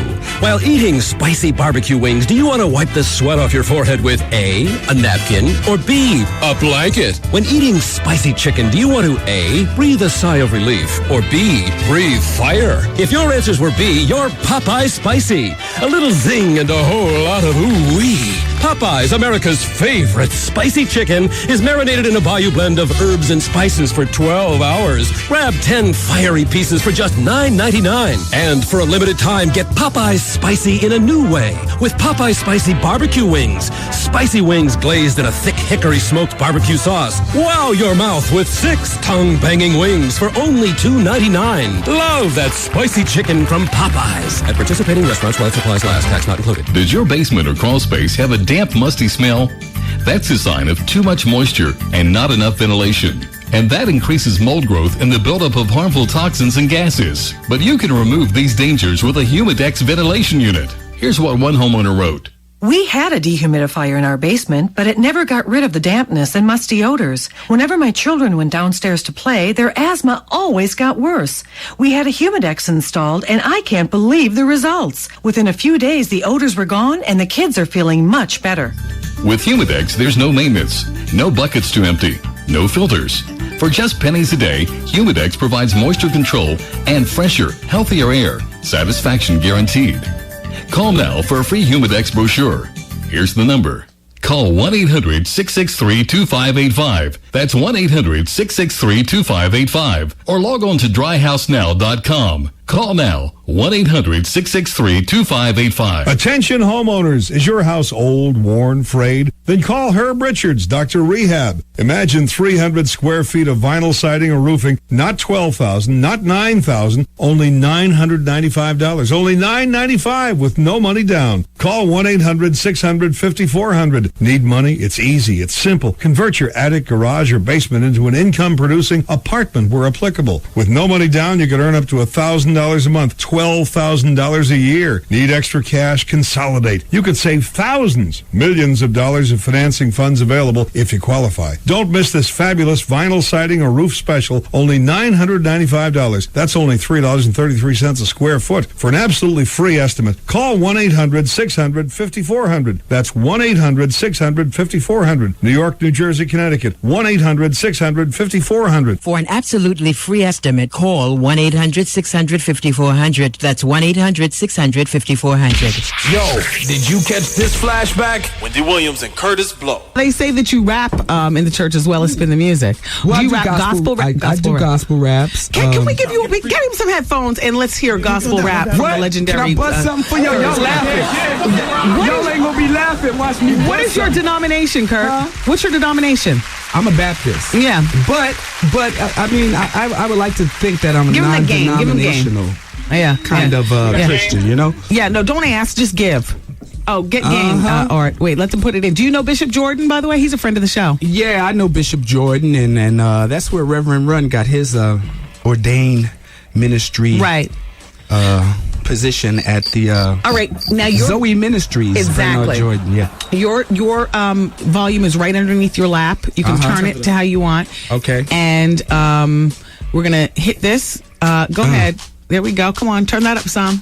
This is not If I Rule the World, by the way. All right. Okay. Nice track, though. Yeah. Curtis Blow in the building. WBLS. Gospel rapper extraordinaire. Check it. Yo, there's a devastation in our nation, a ball of confusion. We need a church revolution. To the liberators, the antidote, decipher the word. Haven't you heard? Oh no, we're blinded. It's time to get heavenly reminded. Like King, I have a dream. The gospel is relieved and received from the start. Just depart from the evil one. Stick a fork in Satan, cause the sucker's done. Turn to God's son, no more guns. Let the cross saturate and penetrate at your heart. At the cross, he suffered and bled from the start and died. And the blood had to be supplied to purify us. Thus, he was crucified. That the most despicable sins could be justified. Sanctimonious hypocrisy is a mockery and contrary to the very truth about Calvary. It won't suffice for the price of the sacrifice paid by Christ. It's time to share the gospel with the whole world. The emancipation of the nation. Yeah. What? You want battle? Wow. Kick some, son. Yo. Kick some, son. Spit something, son. We got him. This it right here. Miss a day, miss a whole lot. Coming through your speakers, boy. It's Wendy, man. Yo, what's up? This is Junior Reed. What's you doing? No, how you doing? How you doing? Yes, that was a good one. How you doing? Yes, that was good. He said, what you doing? How you doing? Shut up. Junior Reed. Yo, and Curtis Blow with the damn... Oh. All right. It's the Wendy Williams Experience Disaster Relief Radiothon to benefit the victim. Come on. Yo, I just had like 10 minutes of counseling from the Reverend in the hall. I broke down like a baby. Like, oh. Well, you want to know what? Can I tell you all something? Through all the toe talk and whatever the hell else has been going on this radio show, right now, we have raised $66,521.23. I have no idea where the 23 damn cents comes from. But don't you feel blessed to be in this position to be able to help people despite the toe talk and all that? You know what? I feel blessed, but I also feel like if I could just get rid of that side of me for a moment. What side? You know. Yes. That's all good. I'm thinking, and I was counseling with the Reverend because really I'm going through a thing right now where I'm feeling like if we weren't humorous, then people would pledge and tune out and go to bed. But by being humorous, we're walking a fine line. And nobody has called and complained about anything that we've done. And I've been monitoring that very closely because the larger part of me absolutely believes in humor with this a-thon. But the other part of me believes like, damn, as soon as I get one word, I'm going to cower like a scared snake in the corner. Just, bring my head back and coil, But I tell you what, if I wasn't working this a-thon, I couldn't listen if it was doom and gloom all night. I mean, we all watch the news. We know what's going on. We know what it's about. We know what American Red Cross is, and everybody, that this show is not steering you wrong. It's the Wendy Williams Experience Disaster Relief Radiothon. It's 12 hours of radio from the Wendy Williams Experience to benefit the victims of Hurricane Katrina. And I don't think we've played a song in exactly 15 minutes. It would have been 6 hours since a song played on this show. We played Gin and Juice, and that's only because I couldn't find paper towels in the bathroom because Maria didn't come in tonight. So I'm looking around for paper towels, and I start ripping off toilet paper. You know how that breaks off in your hand like nothing. So I wipe it on my Levi's and leave the bathroom. Come back in the room and Purell my hands, and I'm good to go. Dear Wendy, I'm writing you from work tonight. I want to thank you for doing the radiothon. I do not have a family in the region down south, but my heart aches for the tragic events. I work at Duane Reade, and thus I have no money to contribute. Oh, they're not paying their people right. Or is your home budget wrong? No judgments, Lewis. Lewis says, I will pray for you and Art and the Girl Fridays. Please continue to do the good work, and I'll be with you until 2 a.m. Eastern Time. Keep the energy up. Lots of love, Lewis. Lewis, thank you. They gonna pray for me? No, he left your name out. Shout out to Raphael and the bus operators at the Fresh Pond Depot in Queens. My girl who works here at our flagship station, WBLS, her name is Champagne. Champagne was here all day long, answering the phone. What is that, a shot of Hennessy? Uh-huh. Oh, it killed you? Oh, you got to wash it down with some ice water if you take it to the chest like that. Oh, yeah, no, there's no ice in that water. I can't take it. Oh.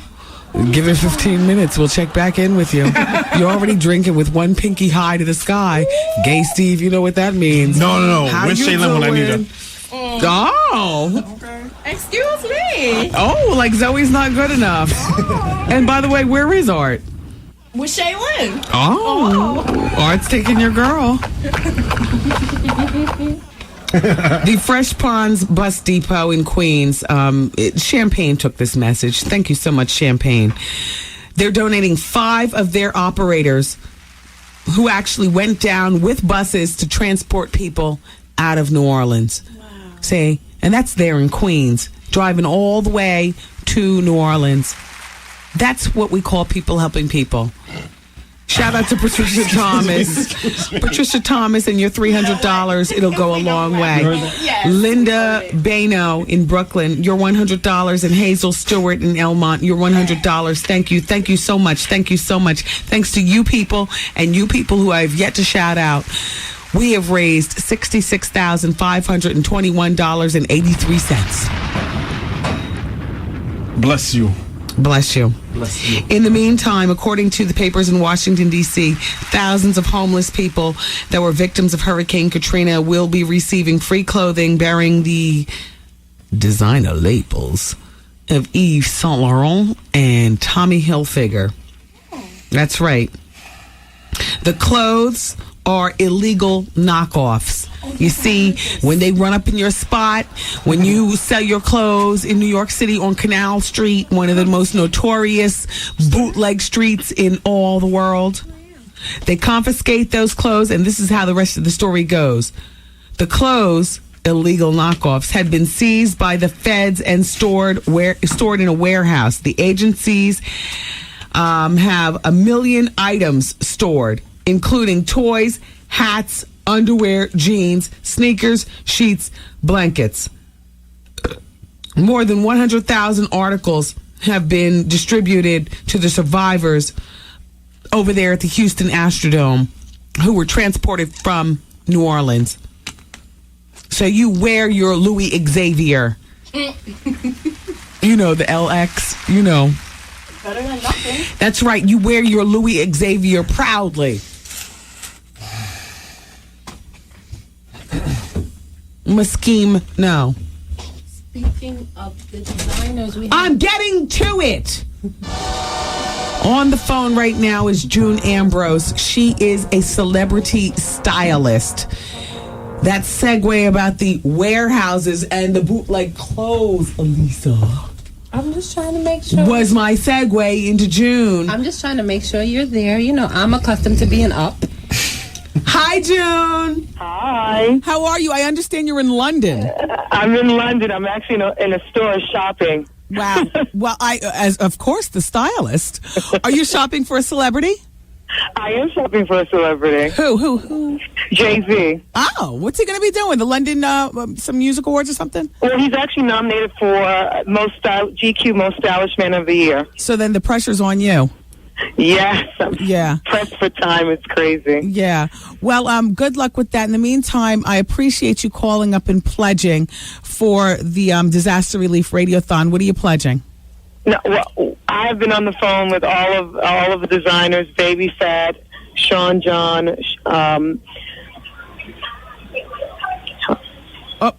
Hello? Hello? Yeah.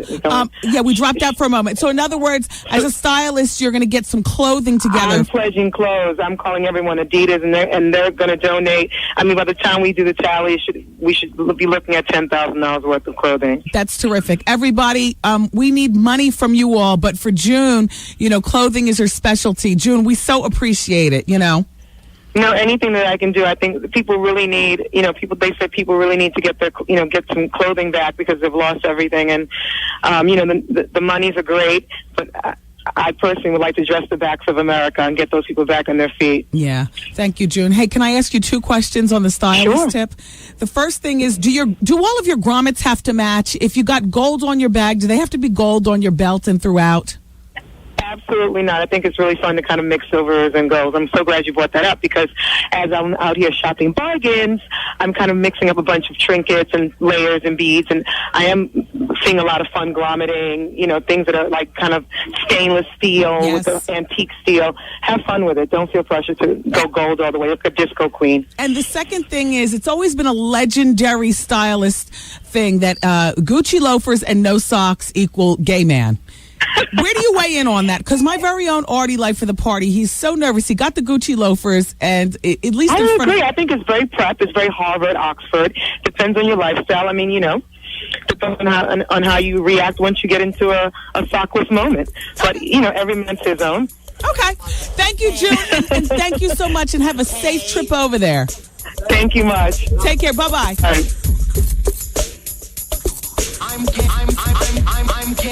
All right, affiliates, we're giving you your 20-second countdown. It's the Wendy Williams Disaster Relief Radiothon to benefit the victims of Hurricane Katrina. Call and pledge your money for the American Red Cross. It's going directly there. The number is 866-GET-WENDY. We'll be back with some more pledge acknowledgments, a Star Jones celebrity sighting, and Kanye West fallout next. Hey. Hey. Yeah, baby. Yeah. Ow. Ow. Ow. Ow. Ow. Ow. Ooh. How you doing?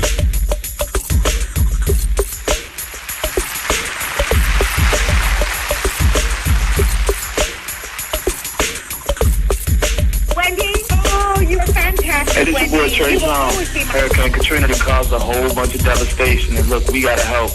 We got to do our job as people to help people we need to help. You can donate directly to the American Red Cross using this number. Take care of our own, baby. Ain't nobody going to do it for us. Call 1-866-GET-WENDY. 107.5 WBLS, New York. What's up, y'all? This is Bill Bellamy. How you doing? Yeah, what up, y'all? This your boy Young Lloyd, man. Newest, youngest member of the IAC family. But how you doing? Yo, what's up? This is Tracy Morgan. How you doing? Yo, what's up, y'all? This is Wyclef Jean. How you doing? How you doing? Hi, I'm Wendy's dad, and both of us want to know. How you doing? How you doing? The Wendy Williams Experience. It's the new special Wendy Williams Experience Radiothon for the victims of Hurricane Katrina. Call 1-866-GET-WENDY. That's 1-866-438-9363. Pledge what you can. We'll pay for the call. Okay. I've been trying not to make eye contact in the room. But Nicole, I got the report. You earled all over yourself downstairs. Oh, you was trying to hold out? And I thought you fled for the Bronx to be back home in your bed. She earled all over her shirt. No, she's sick. Because I'm not feeling. I think I have the flu. Oh, wait. Have some more Hennessy. And the green tea. It's been my medicine. And Buckley's. Buck what? And Buckley's. Come on, man. We do this for a living. That's right. I'm riding, dying, Oh, gosh. I would like to thank everybody that has helped me make this radiothon possible. First and foremost, my flagship station here in New York, WBLS. King of all programming, Vinnie Brown, thank you. Barbary, thank you. Tina Nackman, thank you. Giorgio, Giorgio, right? Yes. Giorgio. Giorgio. I get confused. Giorgio. Thanks, Tina. Elisa, thank you very much. Nicole. Nicole Spence. Thank you. All of the Fridays, the boys and the girls. Steve, thank you. Thank you to Star. Thank you to Afwa. Thank you to Stephanie. Thank you to Steve. Yes, thanks to Star from Steve as well. And Kristen, Bianca, Isha's here. Crystal and who else? Asia was here. Asia. Onika. Is here. Nicole's friend Av, my sister Arlene. Yeah. Her friend Melissa Pooh. Dorinda. All right, we're getting too deep. Cynthia Smith is here. Yeah. Cynthia, thank you for riding out. Dion Livingston, king of all general managers, thank you. Artie. Trev Hollywood. Whoever didn't turn off the air conditioning at 7 o'clock like normal, thank you. Shawnee for the food. Did anybody put this to the head? Crystal. No, because there's too many germs. Okay, now you sure can pour it in a cup and then put it to the head. Okay, I just wanted to make sure everybody was using using that. Yeah, put it to the head. You could tell she's from the Bronx. Talking about the Hennessy bottle. Anybody put it to the head? No, you pour a little squat in a cup. Exactly. You're down there earling and talking about anybody put it to the head. Please. Laughing like she does normally after midnight.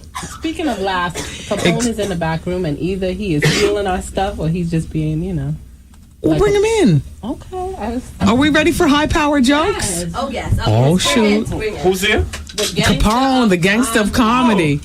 He hosts my Wendy Williams comedy experience every Wednesday at the Laugh Factory. That's my man right there. By the way, shout out to www.gaycenter.org. Apparently, this is the place where you can go if, you need help and you were caught up in Katrina and you need relief. gaycenter.org/Katrina relief. Oh, who's sexy girl? Huh? Who's that? Sexy girl. Who's sexy girl? Probably. That's my girlfriend, Av. That's your girlfriend? Yes. You think she's sexy? Dear Wendy, you guys are having a ball. The girls on the phone are cracking up while they're taking calls. They made me feel good. Even though I only donated $20, I will hang in there until 2 a.m. Keep me laughing. And that's from D in Far Rock. Thanks, Thank you, D. So can I tell you how Capone... Capone, we've been through the gamut of emotions. Please don't judge anybody and their mascara running down their face. They said that I was in the back, might be stealing somebody's stuff. Ain't that something?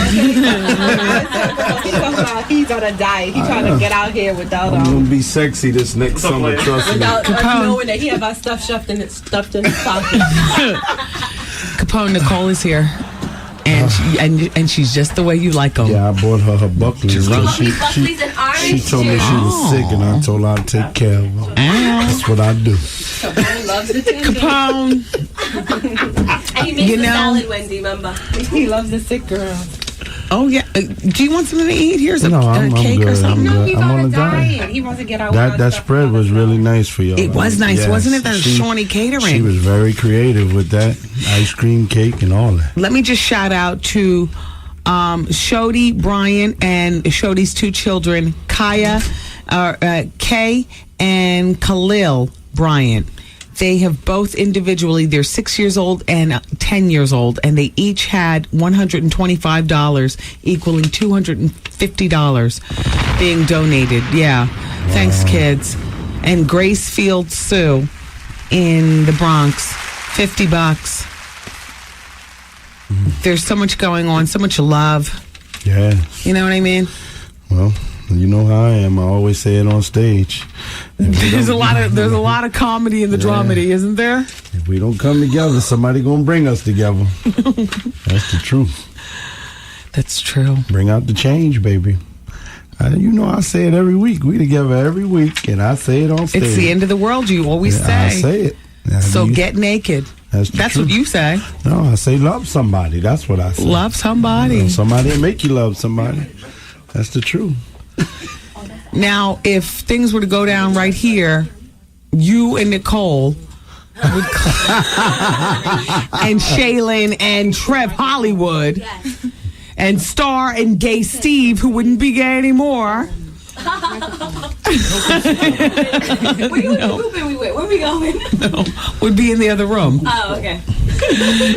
And I'd be watching and commentating. Steve, somebody tempted you?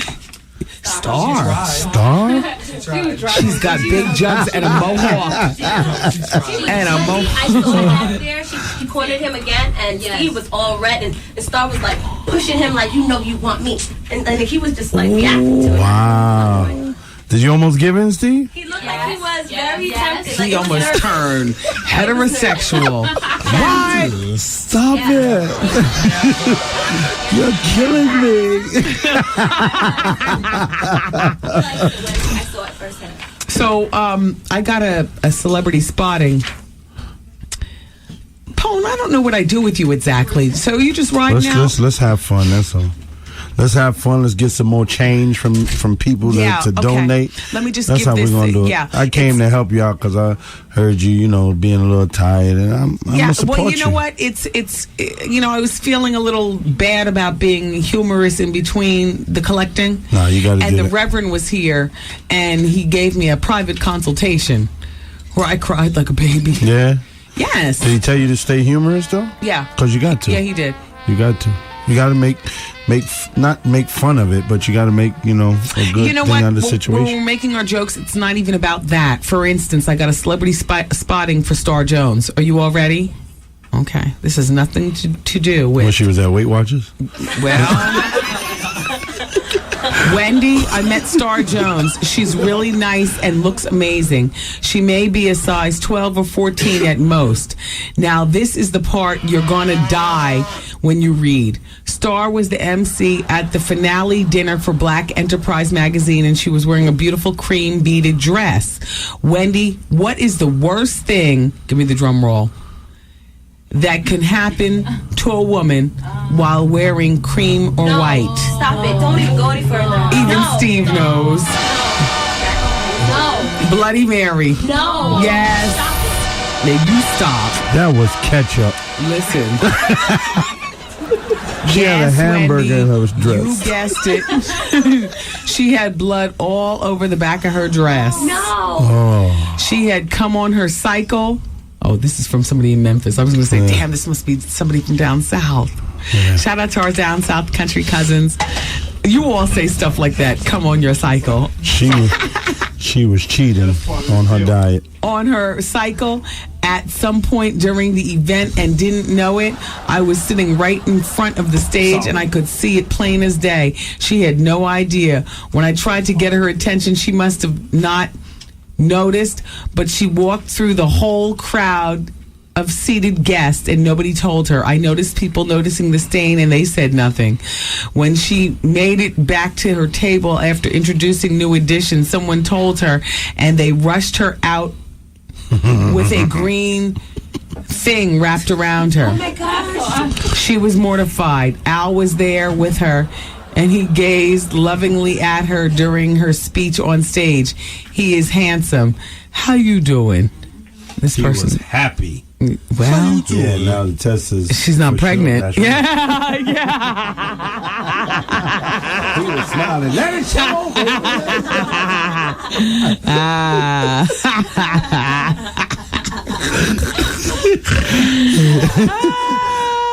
Married for the money, not to the honey, baby.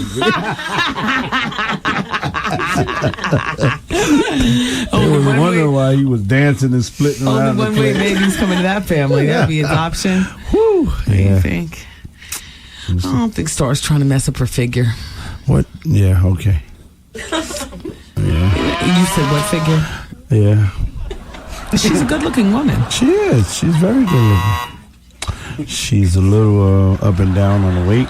I think that was a hamburger she tried to stash, and it could have been. The ketchup messed up. Yeah, rib, something, a little open pit on the back of the outfit. She tried to put it in the back, though. That's why it was in the back of her dress. So let's talk Kanye West. My thought on that is that between now and spring, summer of 2006, he's going to be stopped by cops. It could be anywhere from New York to Hawaii, because Bush has all cops everywhere fanning out. They're going to swoop down on his car, throw 3 kilos in the back seat, lock him up, and do away with his career. And furthermore, blow it up and absolutely, like, can you get away with saying something like that, being black in America? Is speech really that free? Free, yes. It's supposed to be freedom of speech. Okay. And it's just an opinion. Strong opinion. It's Capone here. Yes, very strong opinion. I mean, as a comedian, I probably would have said it in a joke form to cover it up. Yes. Yeah, but I would have said it. I mean, there's no doubt what's going on. Many people agree with what he said, though. And Celine Dion said basically the same thing. She just put a different spin on it. Yeah. And I think those are probably the 2 biggest celebrity sound bites of the weekend when as it relates to Katrina. Wow. I mean, when you look at the the beaches that was open in one day after the tsunami. Hello. Yeah. And I ain't gonna lie, I ain't never heard of tsunami. I didn't know how to spell it with a T. I mean, that was a very bad situation. But I smacked my son because he said tsunami. Yeah. Yeah, you know, I think there ain't no tsunami. I sent you to private school, and it was right. He said, damn, he's right. A tsunami. Yeah, tsunami.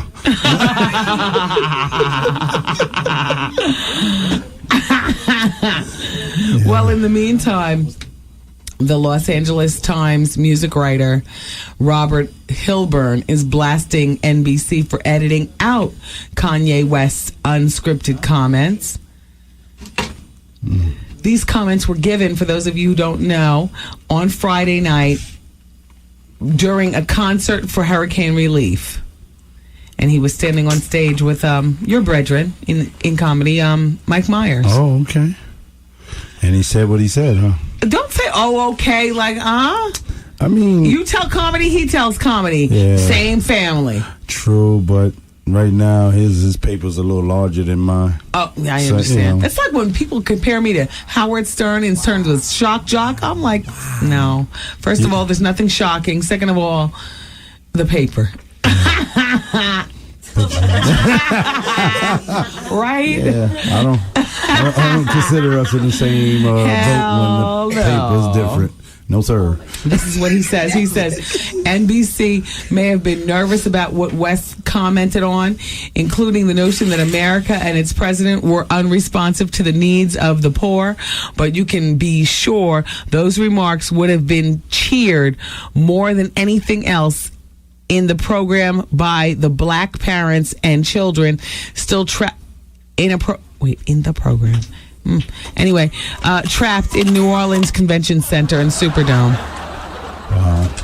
Yeah, they were cheered. But didn't he make a comment about the awards and all this other different stuff? Well, he said something about shopping too. Yeah, I mean, you know what? He was nervous. He was one man speaking volumes. And imagine how you'd be if you were out there on the front line I'm about to take it there, y'all. You're gonna get shot. Yeah, right out. I hate the way they portray us in the media. You see a black family. Here it is. A white family says they're looking for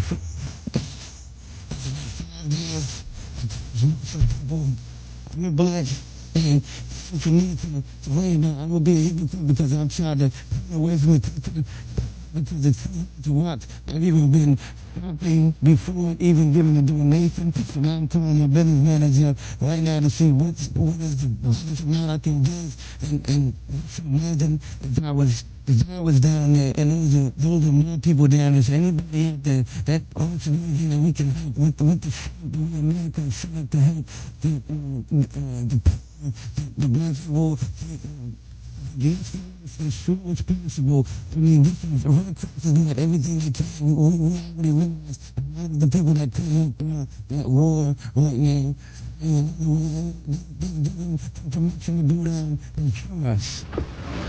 That was the statement. Capone was just asking behind the scenes, was he correcting himself? No, that's it. Oh, really? That was him. That was how he delivered it. He was a mess, right? Yeah, he sounded like he was upset. He sounded like Puffy in the car with you when you had him under pressure. Puffy's not. I mean, Puffy. Did you hear Puffy at the end though? I'll be in there in a month or two. He might have been a month or 10, whatever. How you doing? Pressure. Wasn't he stuttering? Yeah, he was stuttering. You were like, Puffy, I'm trying, and my tongue is itching. Whatever. So let me ask you this: who do you feel that should be given a lot more? I mean, a lot of people, when tragedies like this happen, they turn to rappers and say, well, rappers, this and that. Yeah. What about rock stars and other people? I think everybody needs to be giving what they can afford. Right. And that includes the same John Q. public that's listening right now, criticizing. The Amen corner over there, the Girl Friday corner saying Oprah should have gave more. She only gave $1 million. That's what the people. No, I think that they should get together, build a couple of building complexes, and you don't necessarily, Capone, just because you're famous doesn't mean you get along with other famous people. You're right. You're absolutely. You right. understand what I'm saying? But everybody should. I'm not pulling with Ed Lover to donate. Okay, I'll do my donation. Let Ed Lover do his donation. Right. I love the Ed Lover, and Ed Lover loves me. Right. But we're not pooling to donate because we just don't catch up like that. You understand what I mean? I got you on that. It's like to ask celebrities to pool just because they're celebrities. I'm talking about Oprah and them. Doesn't mean that Oprah is friends with Arnold Schwarzenegger like that. Right. To pool their money. But I like what John Travolta did. He took his private plane, jet, him and all his food. Yeah. And they float. I'd have flew over too if I had a private jet. But unfortunately, I got to pay for a plane ticket. I'm just coming back from Alabama. And it was kind of sad over there. But one thing I can say is that the people kind of stuck together and getting clothes and all of that together. Isn't the President Clinton from Alabama? Well, no, that's Arkansas. Yeah. Okay, but both start with an A. That gives me a segue into my next story. But everybody's talking about Bush. Isn't Hillary Clinton part of the government? Hillary Clinton is married to Bill Clinton, and let's talk about that. So Sharon Stone's purse was found, and his number, his private line, was Gay Steve. Collaborate with me. You know the story? How you doing? Nicole, you know it? They're both freaks, so it is what it is. It is what it is. I totally see them together as a couple. When they found Sharon Stone's, the dry cleaners. She put a whole bunch of stuff in dry cleaning. That's what it was. Really? And the dry cleaner, they clean out your pockets. It's just the modern day Marilyn Monroe type of situation. At the hotel. What? The hotel? At the hotel. And it was pieces of paper crumpled up in the hotel when the hotel staff was cleaning up. That's right. They found the numbers. Come on, President Clinton's private can line. hear you. The private, nobody can hear you. His private line was left crumpled up on the floor in the hotel room. In Sharon Stone's hotel room.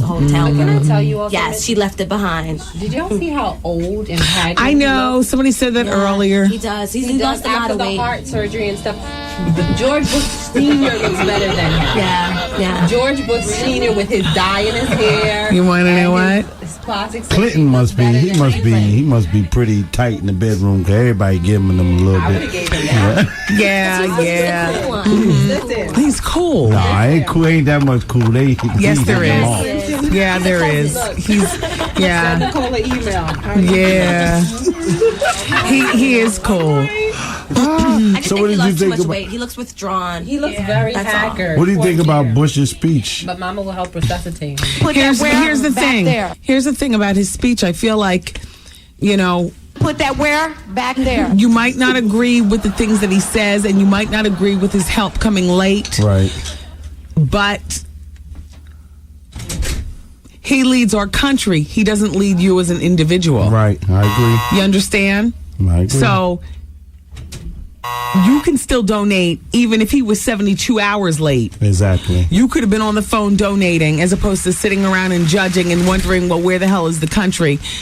It's unfortunate that the country has come in late, but everybody was waiting for the president.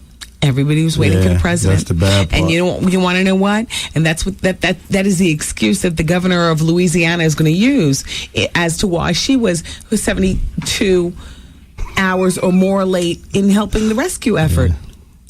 Bush has me laughing because he always seems so nervous whenever they got him cornered in something. I think he gave the wrong speech when he got there. They was asking him all kinds of questions. Sound like he said, well, we're going to continue to fight this war on terror. He's got a plethora of things going on right now. He's not prepared to, I guess, handle any of it on his own. He called in his father and Clinton. And hey, Daddy, what I'm going to do? Yeah. Shut up, boy.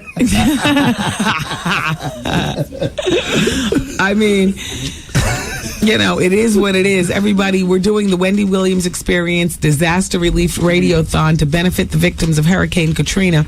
You can call now with your pledges. All of your money is going to the American Red Cross. We are here until 2 a.m. Eastern Time. We have a little under 2 hours. Yeah, and we're here for a reason. Yeah. We need to collect some change. Whatever you got to donate, you ain't got to be a celebrity. This is a people what really You gotta have a checking account though, or a credit card. Oh, really? See, there's a problem when people come up with a $5 bill. Oh, While I okay. appreciate the love, we're not taking responsibility for Right. We don't want your money because then they say we kept it or something like that. Yeah, give a check. $5 to get something else. That's gas. That's gas to the gas station. Hello. You know what I was supposed to be doing today? Oh my gosh, I promised people this 12 hours ago. The most fuel efficient cars. Oh, I am a mess. I see you thanking a lot of people. Did anybody really call in to thank you for what? It doesn't matter. You know what I'm saying? It does. The point time is that Chris something Rock's that's- show is about to come on TV. Oh, really? Now I'm looking at this. Everybody hates Chris, and I'm seeing what people are saying. USA Today says the year's best new sitcom. Wow. Rolling Stone says the show with the hottest buzz. People Magazine says hands down the show people are talking about, and TVGuide.com is saying the next new TV classic. It premieres on Wednesday, September 28th. The Chris Rock. Oh, that's Veronica Mars. Nobody watches that. All right. Chris Rock, if you listening, be careful. That's my man right there. He's calling you. Yeah, because they said the same thing when Dave Chappelle first came out. Yeah, but that wasn't the critics that killed that. That was Dave and his own not being able to handle. In other words, all that pressure that's about to be on Chris, he's a friend of mine. I don't want him to go a little crazy Before either. his show. Who that? Chris Rock show before. He was very successful. He is Malak. Yeah. She's a rock. Yeah, that's true. That's Malak the truth. rock. You know, but it debuts on a Thursday, September 22nd. Tashina Arnold's in this one. I see the wrap up.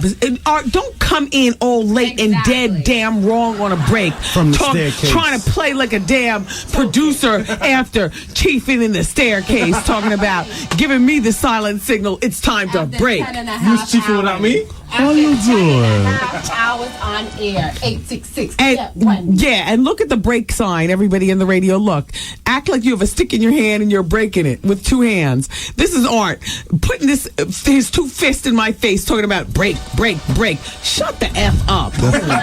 Go someplace. Exactly. Go back to the stairwell. 1.5 hours. Exactly. Put that where? He doesn't have any more. Oh. And you still have 2 more hours left. What you gonna do for the rest of the time? Wendy, they want you to say the number again. 866 get Wendy. I mean, they say since all the Girl Fridays are in the corner, that must mean that the phones are slow.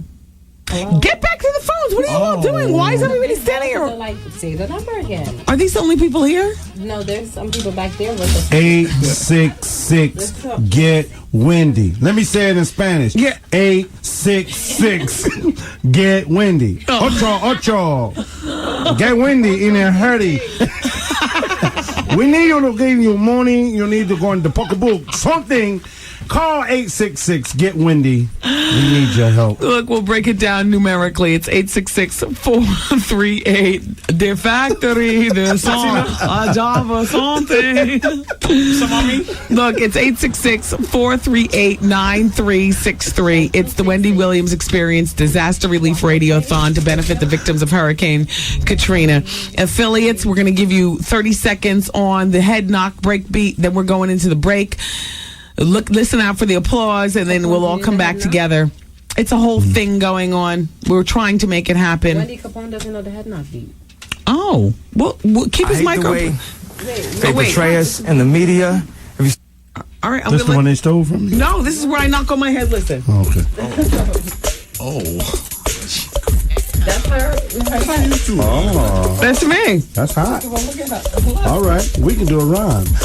866 get Wendy. Hurry up and call Get Wendy. Come on. Bring your donations right now for Hurricane Katrina. Get Wendy. How you doing? Get low with it. I bet you, what's the name? Gonna try to make a remix. What's his name? Big John, Little John, somebody John. That's whispering. Wendy. Okay.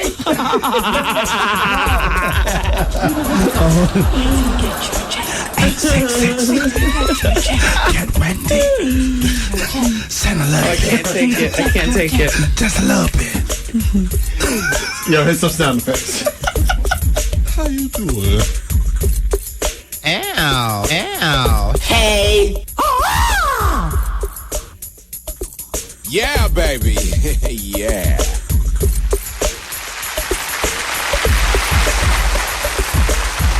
This is Reverend Al Sharpton.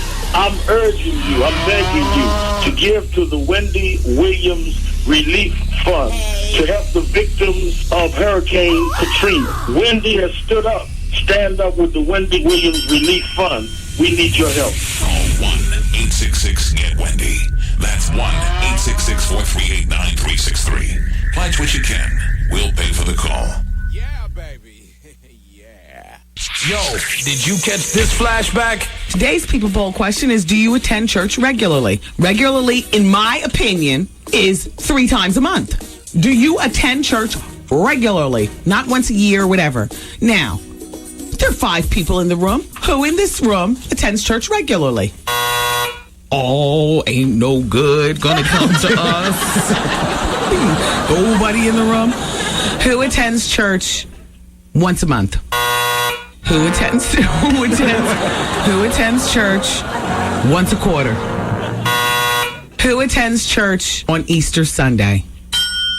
1 person. Who attends church on New Year's Eve? Nobody. I love the nightlife. It's a shame. Who attends church when somebody dies? I do. Everybody is benefiting the American Red Cross. It is benefiting the human condition. However, I bet you Peter or somebody has something going on for the stray animals. Let me give you the telephone number again. You can pledge as you're listening to the conversation. 866-GET-WENDY. It's 866-GET-WENDY. It's the Wendy Williams Experience Disaster Relief Radiothon to benefit the victims of the Hurricane Katrina. And I know we only have an hour and 20 minutes left, and I'm feeling weird right now. Like maybe we need to play a song, but we haven't played a song all this damn time. Why aren't we just riding out? Right? Which one is it? Oh. Something funky. Which one is it? Well, I don't want to hear. Where are you getting ice cream this time of night? A cone? That's the Shawnee's cake. ice cream line. She made It's the cake. in a cone. Oh, how creative. Isn't that cute? I Yeah. was wondering why the hell it wasn't melting. Yeah, he's eating it so slow. Why isn't it melting? I mean, for a gay man. I expected you to be lapping it up, showing us all what to do. How you doing? Shawnee's Wilson's record label sent him to me. Okay, but more importantly, Pastor Rudy is on the telephone. Yes. Hello? Yes. So nice, sir, to talk with you. Good to talk to you. Everyone, Pastor Rudy is with St. John's United Methodist Church. And please, sir, talk to us about what you're seeing going on there in Houston, Texas. Well, I'll tell you, over the last 7 days, we've seen a lot happen in this town. An extra, some estimates, 200,000 people are now in the city, and sort of dispersed between a couple of major shelters and a lot of homes. Doesn't seem like you all can do all the work, so there's got to be a lot of displaced people, period, out there with nothing. Yeah, a lot of actually everyone is coming together in the city. It's, Good. All of the agencies are coming together. The Red Cross is here. The city of Houston, our mayor, Bill White, has done a phenomenal job at George R. Brown Convention Center, pulling together a shelter. Now, will you, meaning your city of Houston, will you be enrolling some of these children in school? Because, this is just about that, back to school time of year. Right. That process actually began today.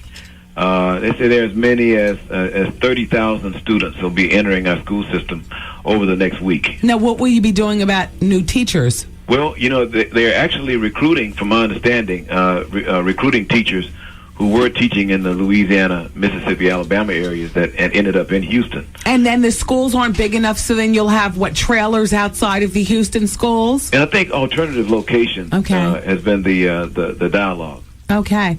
Now, the homelessness, I understand, in Houston went from about 12,000 people to about 120,000 people in 48 hours. In 48 hours, yes, ma'am. How is the police department doing? Well, the police department is actually doing well.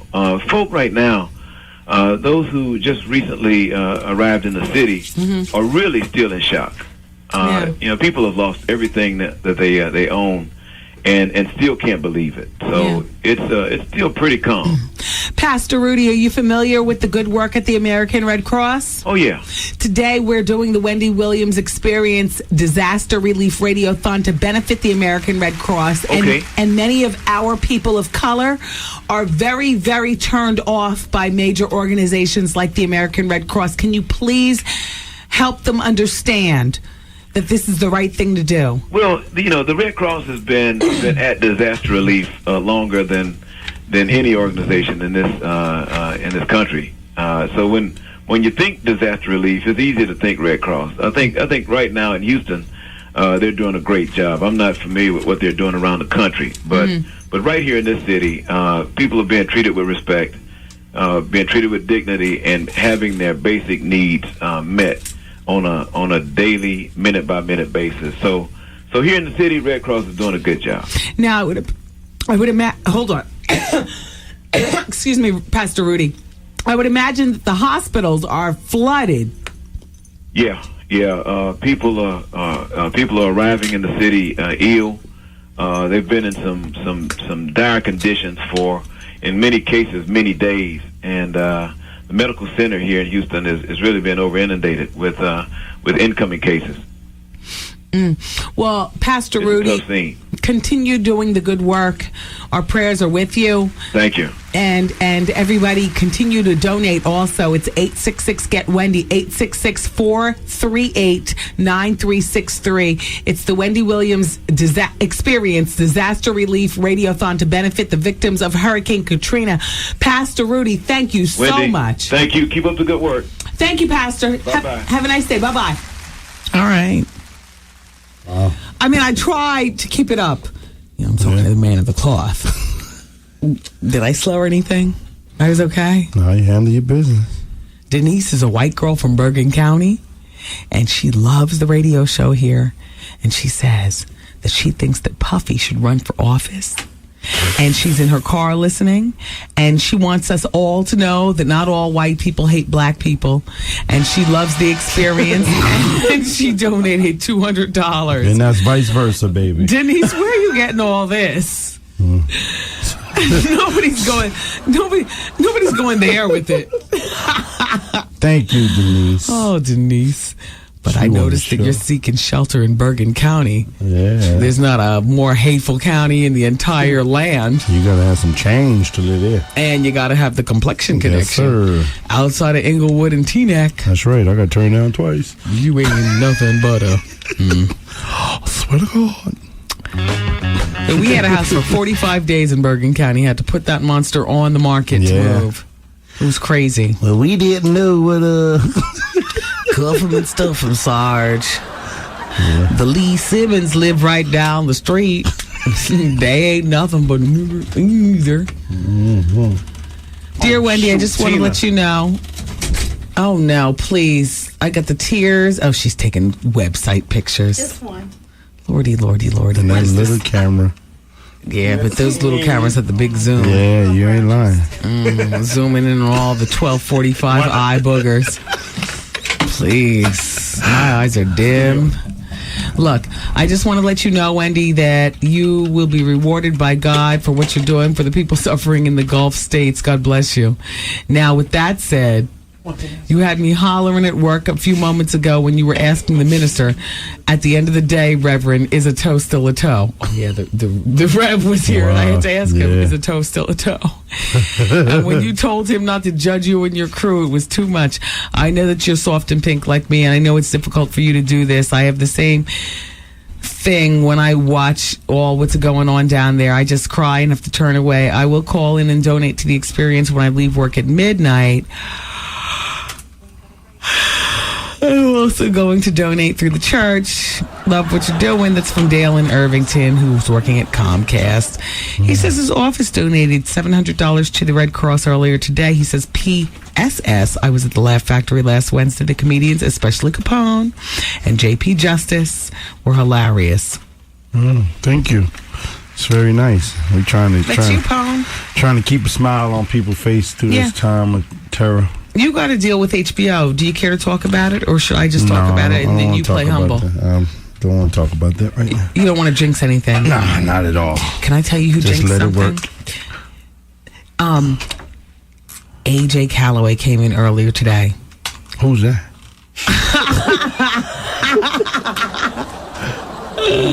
106 in Park. Oh, I didn't know that was Longhead and the girl. Oh, okay. Yeah. He's the longhead. I wish I was there. I want to interview him myself. He cut off his braids. He looks really good. Probably got a new deal he's working on. He puts a little texturizer in his hair.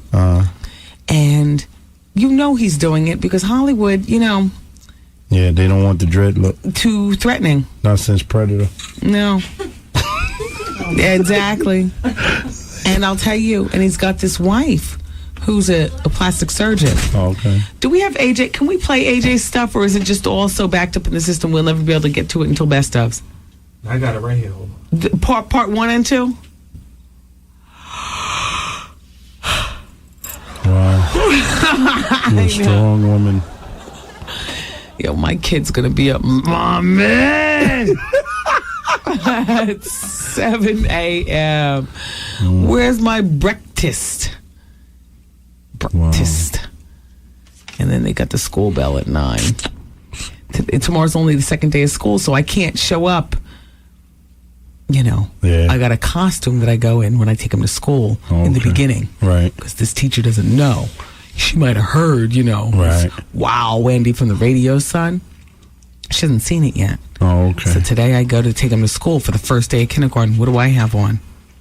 A pair of beige khakis from the Gap. Okay. And a pink Oxford shirt. Okay. A pair of Perry topsiders. Wow. And a sun visor. That was a costume. Okay. And for tomorrow, we have the same khakis. Right. And we'll put a t-shirt on, loose, not tight for the boobs. Okay. And a Fair Isle sweater. I'll lay it over my shoulders, like tennis anyone. Okay. And some tree-torn sneakers. That's the way to do it. No, that's just for like the first 2 weeks. I'll rock it out as we, You should be used to it by then. Right. If not, put the same khakis on. I feel like there's a lot of judgment, though. Like if I showed up in, low belly jeans and big lucite 5-inch heels, which is my normal. That's my normal costume now. Yeah, but then they'll be sending somebody to check and see if the kid is all right. Right. And a tight T-shirt that says, I want to rock and roll all night. Right. How you doing? Yeah, you can't do that. Not for the first 2 weeks, at least. Yeah. Exactly. Fit the part. I spend like a half hour before taking them, flattening down my hair and stuff, making it all sensible and like Susie. And then I put on a sun visor just to add that extra flatness. Then the first teacher's parent meeting, that's when you change, Yeah! Hunter's up in this piece. Because that's when they change, too. Yeah. Well, I'm raising a black boy into a man, Yeah. And I'm very aware of that. Yes. Where's the catered food? Shawnee packed up her stuff like 2 hours ago. No, it's still some over there, though. Shawnee, there is? Yeah, it's still some over there. She packed the stuff that she came with, but she left a lot of food. 866 get Wendy. It's the Wendy Williams Experience Disaster Relief Radiothon to benefit the victims of Hurricane Katrina. We're going to ride out. We got another hour to go. Come on, Wendy, hang in there, man. We got another hour. Now I'm going to come back to you. I'm going to look through my list of most efficient cars as far as fuel. Yeah, that's important. Yeah, man. Because I know a lot of people want Okay, freeze. We'll talk about that right after the break. All right, now we're going to give them the 30-second head knock beat. Affiliates, you're going to get the 30-second head knock with a few has over top. And then you're going to listen for, what do they do? Listen for the clap, and then the break starts. Whenever they want to drop out. Okay, so catch the beat. Affiliates. Oh, here we go now. Oh, shoot.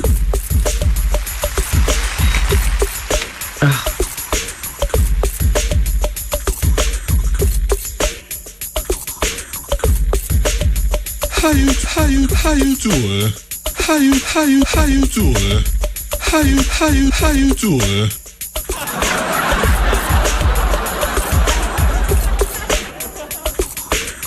You're listening to a special Wendy Williams Experience Radiothon for the victims of Hurricane Katrina. Call 1-866-GET-WENDY. That's 1-866-438-9363. Pledge what you can. We'll pay for the call. Yo, did you catch this flashback? I feel bad. I was cracking the whip on Zoe, and she was here till 4 o'clock in the morning. She was? What was she doing here until 4 o'clock in the morning? Waiting for Steve Harvey? Who was she here with? She's an intern. Her and Taryn was here kind of late. On that big, soft couch in our office. Oh. I'm fine. Thank you, Zoe. Did you have the radio on in that other room? No. Were you guys talking about me? But of course. We were talking about how you... Wait, hold on. Here comes Taryn. Y'all talking about her too? What were you girls doing here until 4 o'clock in the morning together? Hit the proper button.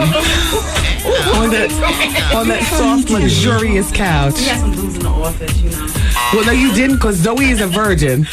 But I know as a virgin, technically speaking, being that you can't penetrate, Taryn, she could still, you know what I'm saying? How you doing, girls? All right.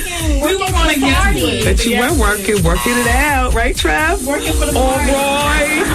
I bet you were working and partying. All that brown juice and liquor at the bar in the office. Mm-hmm. All right. No, girls, I appreciate your hard work. I appreciate you all being able to be a part of the jokes here on the show as well. You're not offended, are you? No. All right. How you doing? All right. You say it, Zoe. How you doing? All right. And Terry, you say it. All right. There they go. Back to the office together. Got him. This it right here. Miss a day, miss a whole lot. Coming through your speakers, boy. It's Wendy, man. 107.5 WBLS, New York. I want to know what's up with Little Kim. Please, more gossip. You need to pick it up. Wendy girl, who's the gay rapper? Matter of fact, it stays the same. Rather controversial.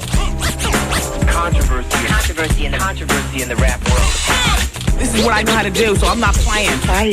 Go hard or go home. The ain't playing. I don't think. Everybody, it's the Wendy Williams Experience. Disaster Relief Radiothon to benefit the victims of Hurricane Katrina. And the phones are still open for 1 more hour and 2 minutes. An hour and 2 minutes. That's right. Wow. Actually, it'll be less than that, because I think at about 5:02, we go into a break. And when we come back, your next programming will be officially on the radio. Wow. They'll call in at 8. Nobody hears you. Nobody hears you. Well, then get off the buttons. 866-GET-WENDY is the number. 866. Nobody hears you. 866-GET-WENDY. 866-GET-WENDY. 866-GET-WENDY. Let's ride out, you all. We have over $70,000 raised right now. I don't have an exact tally. Please don't make me get up and walk to the other room to figure it out. We need some more, though. Yeah, it's we do. never enough. No. $5, $2, a couple of more dollars. It's a sad situation. What is $70,000 going to do? A lot. I love you all for giving it. I haven't done my own donation yet. It beats a zero. That's what I'm saying, exactly. Yeah. When you see that devastation, when you know that it's going to be billions of dollars, Capone, I don't see that city being visitable, livable, whatever, in years. I'm not saying months. I'm not with the rest of the people who are saying 3 to 6 months. You'll see buildings, and I'll say never. You know what? It's below. I am sea more level. inclined to be on your side than on the side of people who say months. Yeah. Because I'm saying years. And when I say years, I mean like my kid is only 5. There will still be no Tulane Xavier University to apply to. You're right. There will be not a school worth applying to within the region. It's going to be a beach. Or something. Yeah. Right? Yeah. There is hope. I understand. No. The hope is for the human beings. But we're talking about redoing the land and moving people there. I know, there's hope for that too. Yeah. I mean, I don't know. Our caller that's on hold, Irving Mayfield, may be able to tell us more.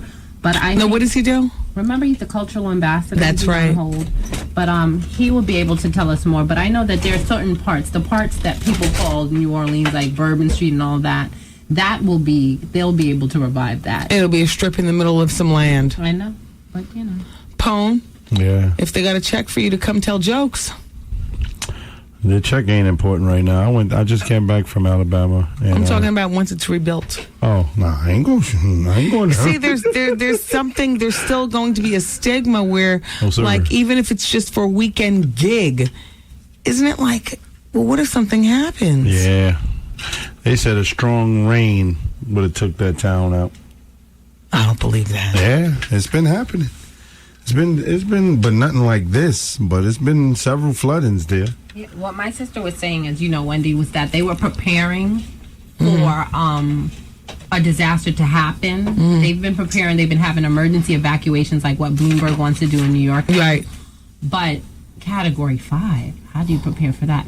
And part of it is the whole levee breaking and all of that type of stuff. I mean, who could anticipate that? You did some research, huh? Well, her sister was in law school at Tulane University, which is there. She's in her last year.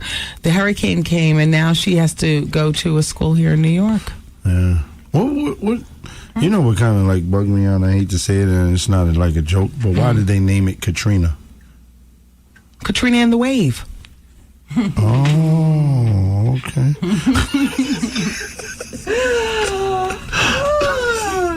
Okay. You remember that group from back in the day? I'm just... Wow. I don't know. It hit the black neighborhood, Katrina. Yeah. What are you doing? He just dropped the whole computer on the floor. Oh, no. Do we have any more buttons? Wow. Yeah, that's the third time you did that. Well, let's go to the telephone. Let me talk to Mr. Mayfield. Mr. Mayfield, you there? Hi, Mr. Mayfield? Yes, ma'am. Can you hear me? Hi, yes. How are you? This is Wendy Williams. I'm doing good. How's it going? Fine, everybody. We're talking with Irving Mayfield, and he's the cultural ambassador to Louisiana and New Orleans. And he's looking for his father and his brother. So you're caught up with everyone else. Right. The rest of my family has made it out. We're all here in Baton Rouge, and some of my family is in Texas. And my father stayed behind in the city. I was actually in Indiana flying. I was out of town actually when the hurricane was hitting, so I did not evacuate like everybody else. I came home straight back to Baton Rouge. I didn't have a chance to properly prepare or get many things before I left. But my mother left, but my dad insisted upon staying behind like many New Orleanians because, many people are not fearful of dealing with 5 days of no power or 5 days of, just drinking water and eating peanut butter. They're kind of used to that in New Orleans. Right. People just had no idea that they would be forced to leave their houses because the magnitude of water would be so big. Yeah. So now, I understand that people were warned days before this hurricane hit, and many people evacuated, and the people left behind, it appears on TV that like 98% of everybody is black. Well, New Orleans is a black city. I mean, people say all the time that in the census that, we're 65 or whatever they say, but I just can't believe that many impoverished or poor black folks are really participating in the census. And I've said that ever since I've, come to think about the census in the city of New Orleans. We are a black city for sure, and when you really think about a lot of the eastern areas of New Orleans, I mean, that I would be likely to say we must be 99% of that area. School me on this. Is the lower 9th Ward considered the eastern part of New Orleans? Exactly. Okay, because I understand that that's an almost all-black neighborhood with only 6% of the residents being college graduates. So there's there's a lot of black and a lot of, well, I would imagine poverty. Well, let me put it to you like this: the city of New Orleans itself, the last time we heard striking statistics that 50% of Orleans Parish was unemployed. Yeah. So, and I have some stats with me that say 1/4 of that lower 9th Ward that we were just talking about have households that earn less than $10,000 a year. Right. But that being said, let's talk about some of the lawlessness going on, right, as it relates to the people who were left behind. Right. Because I don't find it impossible to believe that lawlessness is happening in terms of people shooting in helicopters, women getting raped on one hand. On the other hand, do you think that this is the country painting black people as being wild savages? The government? Well, let me say two things about that. The first thing is that tragedy, and this is someone who's thinking about dealing with the reality that, hey, I may be fatherless. Yes. And I'm only 27. Yeah. I didn't think I would be, the possibility of me being fatherless or brotherless happens at the age of 27 or 30. Okay, so tragedy to that extent, I think, does either two things. Either it makes the best come out of a person or it makes the worst. And I think when you're dealing with a situation of the magnitude of what we're talking about, one of the greatest tragedies in the history of the world and history of the United States of America, and to be going through it right now. And, black folks have gone through a lot of tragedy, obviously, slavery being one of the greatest. Yeah. I think it pulls out the worst and the best in people. And I think that when tragedy hits, it makes you have to pick a side to really stand and say who you are. And I think the media is going to always discuss the most sensational aspect of what that tragedy is. What we're not hearing enough of is how the people in the city of New Orleans have to pull together to just even make it to another day. I mean, we're not really thinking about days are going by. People are not eating. They're dealing with these conditions. And, I mean, all in all, this type of condition would just break a society in half. And these people are still moving forward and thinking about rebuilding. And, the mayor still, he's not evacuated. He still stayed in the city. As many officials who have helicopters who could leave. Right. They're all there. So we're hearing a lot of the bad and not very much of the good. This lower 9th Ward, is this area located in the lowest regional part of New Orleans? In other words, the vulnerability to be affected by the water? Well, let me say, no, there are many. I mean, when you really look at I know New the Orleans, whole city's underwater. Yeah, when you look at the city of New Orleans, there are many areas that can be underwater. But the lower 9th Ward is very far away.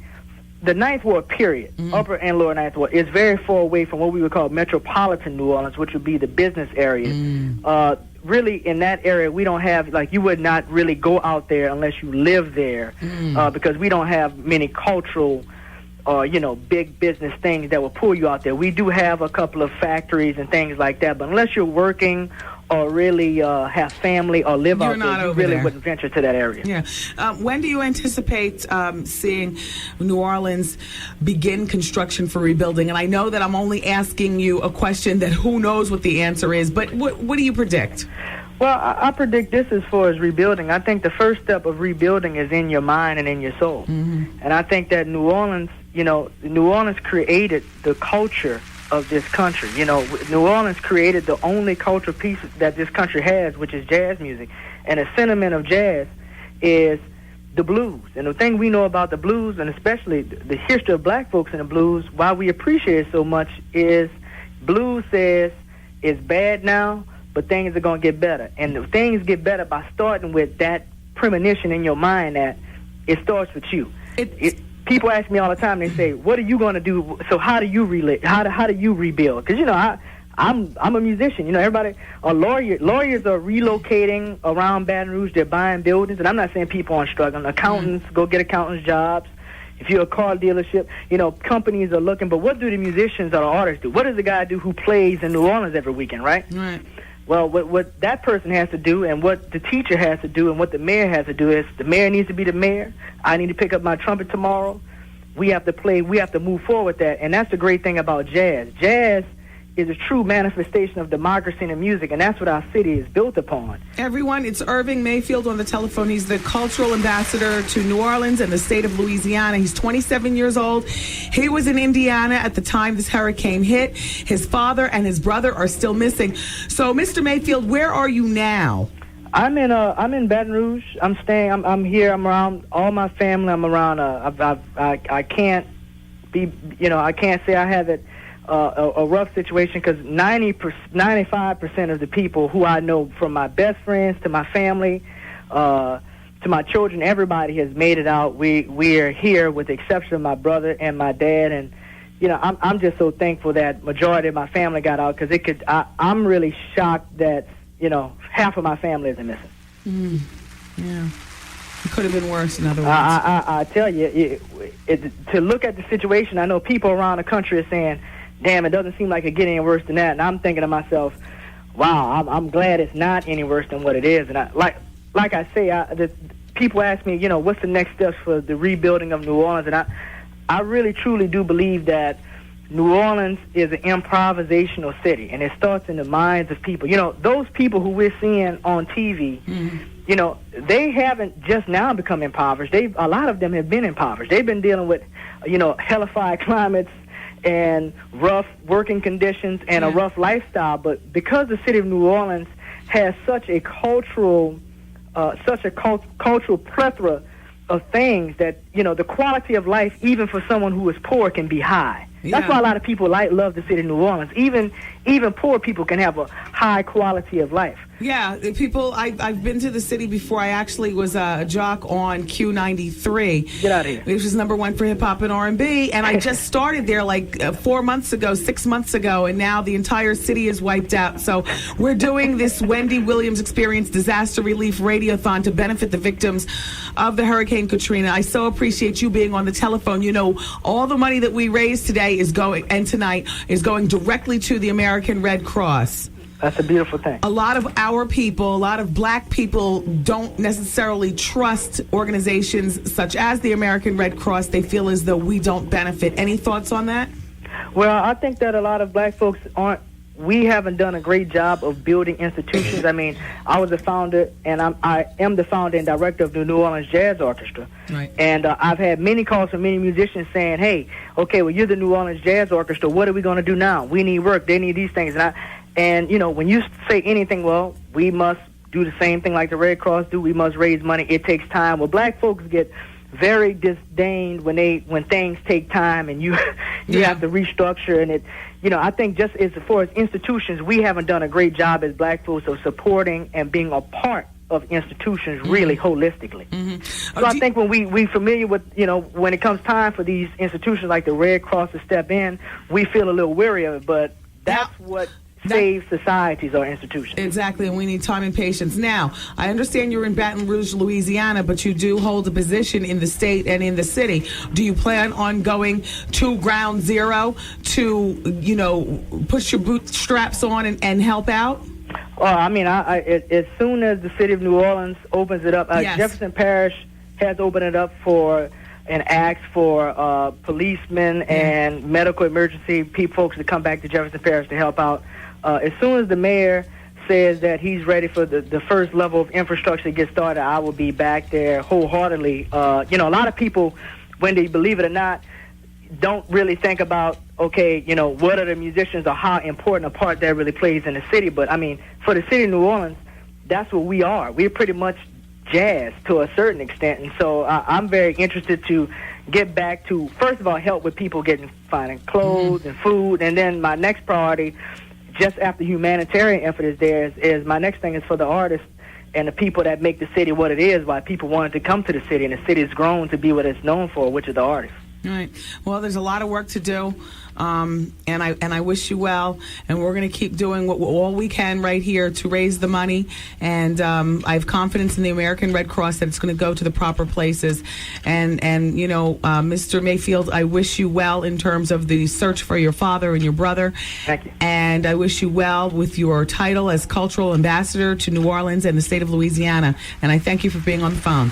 Thank you very much. Bye-bye. All right. Did I seem like I held my composure? Yeah. Okay, because we're almost 12 hours in now. Yeah, well, nobody can hear Capone. Oh, sorry. The Hennessy, I'm sorry. In the meantime, Louisiana native Britney Spears may be selling the TV broadcast rights to the birth of her baby boy. Wow. Nobody wants to see all that. Somebody does. A fan. Well, apparently, the networks, are currently in a bidding war over the footage. And Britney and Kevin are now reportedly seriously considering the offers, which have reportedly reached as much as $9 million. That's crazy. And Britney was horrified by New Orleans, and she's not particularly keen on having the birth filmed, but with all the talk of the money that needs to be raised for her home state, in addition to the money that Kevin's run through since they've been married. Yeah. 900 million. Times is hard on the boulevard. That's enough money to make Kevin have a baby. In the meantime, Michelle Williams, the lackluster child in Destiny's Child. Right.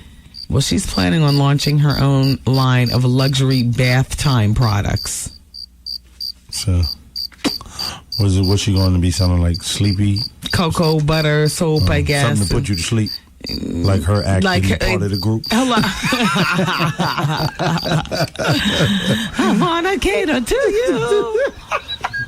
Layla Ali is getting a divorce from her husband. Now, he was her manager and whatnot, and they were all so in love.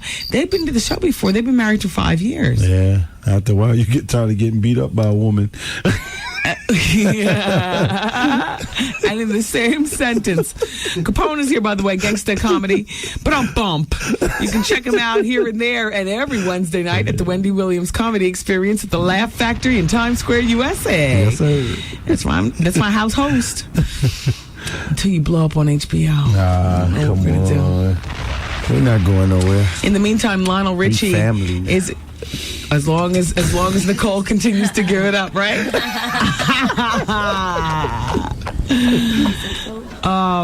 Lionel Richie, they say, might be getting back with his ex-wife, that white woman that he beat up on the front lawn, that beat up his ex-wife, Brenda, Diane Richie. They might be getting back together. Wow. Well, she broke up with her surgeon boyfriend. This is the surgeon boyfriend. He was practicing illegal surgery out of the mansion that Lionel brought for her for the... Doesn't this sound like a soap opera? Oh, and I'm all caught up. Details at 11. Oh, I got the 10 most fuel-efficient cars for 2005. Now, Capone, before we get started, I know that you drive a 4-door big body. Yeah. Benz. Mm-hmm. Economically speaking, that's not the most prudent thing to be driving. Have you ever thought of trading it in for a Mini Cooper? No, I'm going to park it and get something, though. Because I drive a truck, too, the Escalade. Yeah? And they carry about the same weight in the gas tank. Yeah. What is that to fill up at this point? Like $70? About to fill 80. up the tank? Yeah. It's crazy. It is. Well, you know what? Can we give out the number again? Because 866-GET-WENDY. 866-GET-WENDY. 866-GET-WENDY. Donations are needed. Thousands of people. Open your heart and your wallet. Call 1-866-GET-WENDY. That's 1-866-438-9363. Pledge what you can. We'll pay for the call. The business part of the a-thon, I get a little, Yeah. Because it make it seem like we ain't doing nothing, being that you've been up here almost right, and I'm just talking. I'm having fun. She's not doing that. She Wait, needs hold on. to Here give the comes number. Alicia. She's going to boss somebody around. Watch. Here. No, she's right here. You don't know. She snuck up on you. No, I was saying, speaking of trucks, there is a man that I have his information. I left it in the office. Right. Gay Steve, can you run and get it? It's like on a full. She said, Gay Steve. Gay Steve, can you run and get it? Okay.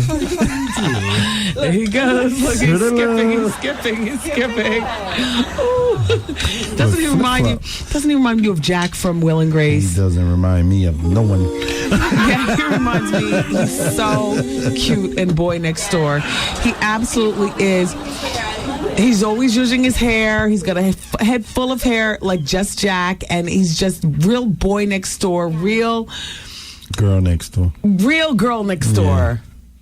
How you doing? He's gay to the third power. Yo, he's very gay. Gay Steve? Yeah. Please. I loves guys. Yeah. I seen the way he was looking at Trevor, even with that little body. Whoa,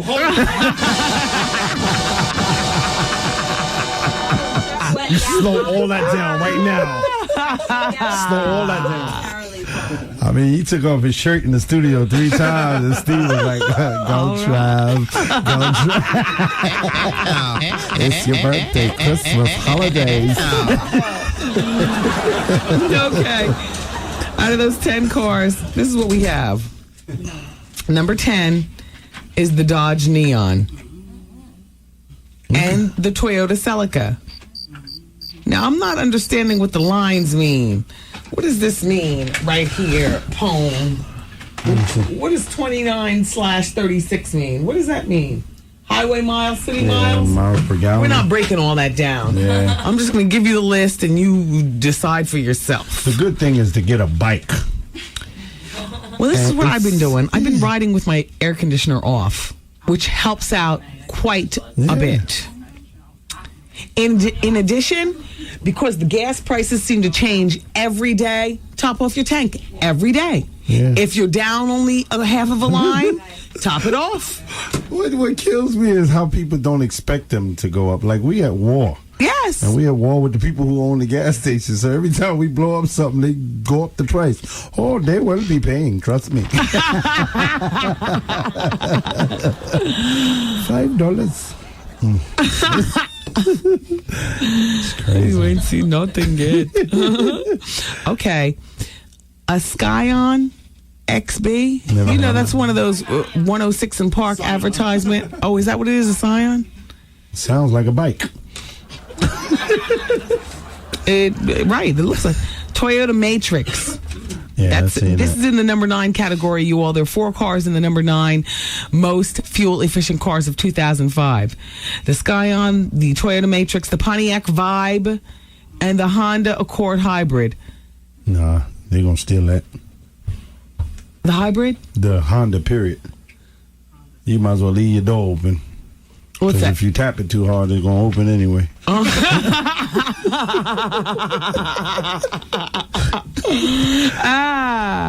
Here's number 8, the Scion XA. So, Scion. Well, look, the Scion's number 9 with the XB and number 8 with the XA. These are good cars. Yeah. And you know your alphabet as you get them, too. Number 7 is the Toyota Corolla. Oh, your interns got those. Yeah, nice. Efficient. Yes. That's messed up. Number 6, the Toyota Echo. Oh, that's the better. So that's the low class. Well, this is according to the U.S. Environmental Protection Agency. Miles per gallon ratings for city and highway travel. This is the top 10 list of most fuel-efficient cars of 2005. We're on number 4. There are 3 in the number 4 category. The Volkswagen Golf TDI, the Volkswagen Jetta TDI, and the Volkswagen Beetle TDI. The bike. Yeah. As soon as possible. Number 3, another Honda. This is the Honda Civic Hybrid. Number 2 is the Toyota Prius. And number 1 is the Honda Insight. I've heard a lot of these cars. I've never heard of a couple of them. Yeah, the way they break them down. Oh, yeah. Just tell you, fill it up, $20. Yeah. Get you a couple of places. Probably don't do but more than about 20 miles per hour though. Well, you know what? A lot of these cars are not built like for like the turnpike. Yeah. They're not built to go from New York to, Virginia for the family reunion. They are 4-door bikes. Dear Wendy, and the experienced staff. All right. Thanks for announcing the Gay Center website, because I do volunteer work there too. You're doing a great job tonight. Oh my God, you're killing So we me. love you here. Sincerely loving Wendy from around the world. Wendy, we didn't get to say our thing about the truck driver. What truck driver? What? There was a guy that called from Hector and Andy. He was actually from the American Family Fund something on 65th and Broadway. And they collected a bunch of clothing and stuff that they're trying to bring down to Louisiana. And they need more drivers to come and help out. They said they'll supply gas for anybody who wants to assist them. Unfortunately, we don't have the number. But we'll link it to the WendyWilliamsExperience.com site. So if you're a driver and you want to help out. Wait, we're collecting money for the American Red Yes, Cross. but still, yes, we are doing that, but other things are No, needed. we're just playing. I understand. Well, like June donated clothing, and we had people call up earlier who had other services and other goods too. So go ahead, So say it if you again. want to help Hector and Andy drive things down, they're located on 65th and Broadway. Get in contact with us. Send us an email at thewendywilliamsexperience.com and we will forward that to them. And they're going to pay for the gas? They're going to pay for the gas. Yeah, They I'm gonna prefer send a someone couple with a of my semi cars. truck just to, be able to pile it up and bring it down, because they're also trying to bring people up from Louisiana up to New York with them on their trip back. So they'll provide gas for interstate anyone, stops and on they're the way. trying to Yeah. leave out by Wilkin 9 style. o'clock. Yeah. You know what I'm saying? Get it on, courtesy of Hector and Andy. Hector. I'm back to Kanye West. I'm sorry. I'm just feeling like, the president's going to throw some mess in his back seat. Huh? I'm in love. With Kanye West? Yes. His bravado? He's a rebel. I love him. The shakiness in his voice. I just felt it. I'm like, oh my gosh. I love him. I love him. I think Between the he's gay smart. comments last week and then the presidential hate this And then week. what he wore to the VMAs. Wow. Yeah, he did look good. With a Sounds cigar like in his mouth. Very, very wealthy. Sounds like Very great record publicity. His sales on his new album is going to go up. And he's on the cover of Time magazine. That's part of the reason that. But being on the front of Time magazine, Kanye that's part of the signed reason Zoe's that what? Kanye signed Zoe's breast. What? How the hell did that happen? I didn't have any paper. You asked him to sign your breast and he did? What virgin do you know? She's not a virgin. She's not a virgin. Hell no. Wow. I have an innocence about Drugs all. Yeah, you do, but you're not a virgin. That's what she said? Yeah, that's what she She said. wear glasses. That's, please. It's obvious. What is the thick of the glasses? The wild wild of the asses.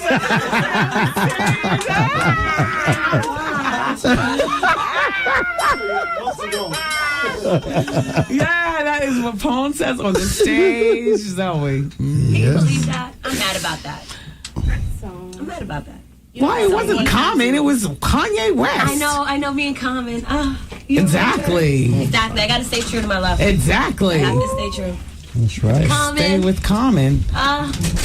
Common wouldn't have been nervous if he was saying it. And you got to admit, I give Kanye West points for getting up there and saying what a lot of people thought. Yes. But he was nervous. He didn't have his game face on. But Kanye's like that, though. But Common is the militant black man. He's so. Imagine if Common said the same thing. He'd be fist up, all yellow and flying high. Yes. Watch, I mean? watch the hate come, but why comment ain't make a comment?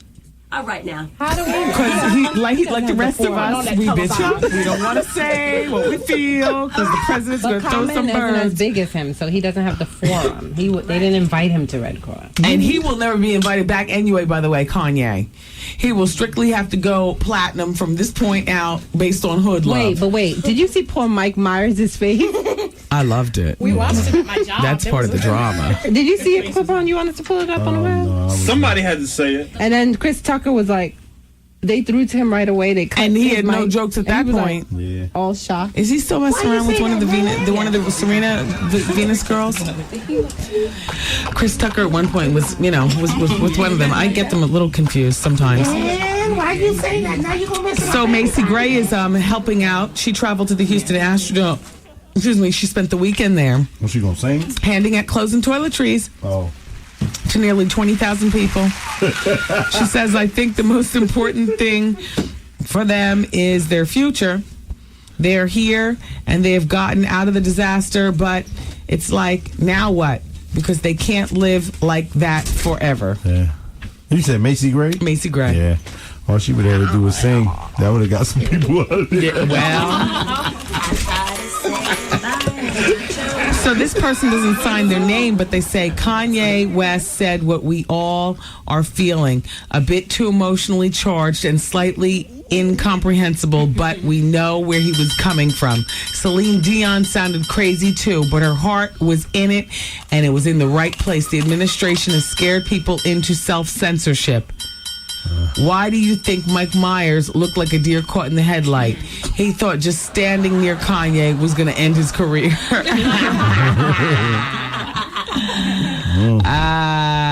Wendy, a correction that we said earlier, we said Persia White didn't agree. She does agree. Oh, okay. She does agree. Okay. Yeah, she called in, but then we couldn't take her because she was on lunch and you had another call. So she wanted to call in, but...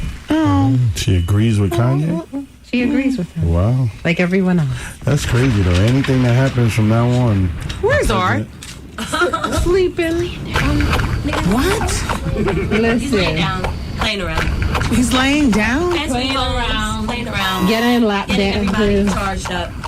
You know how rejuvenating the girls. In the meantime, remember last week I was telling a story on the radio about how, Suge Knight. Okay, we have to go into a break. We have to pick up on the Suge and Knight. People have to call in 866. Get Wendy. Come on, you all. We're in the last half hour of the home stretch. 866 get Wendy. That's who got right. Night jobs. Call in. I got your Suge Knight stories. I got the story about an ESPN and we reporter. Have the interview with the two guys, the survivors. Wendy. Yes, we have two Most survivors. importantly. That's right. We got it all going down right here in the next 29 minutes. And counting. And counting. WEND. That's right. 866 get Wendy. Call now. Your money will be going to the American Red Cross Disaster Relief. We'll get that near final tally also. A ballpark final tally. And then it's good night nice. All right, everybody, keep it where you got it. It's I hate the way it's here on the radio. they portray us in the media. Good night-ness. I like that. Should we come up with the fellas, Wendy, so we can end on a high note?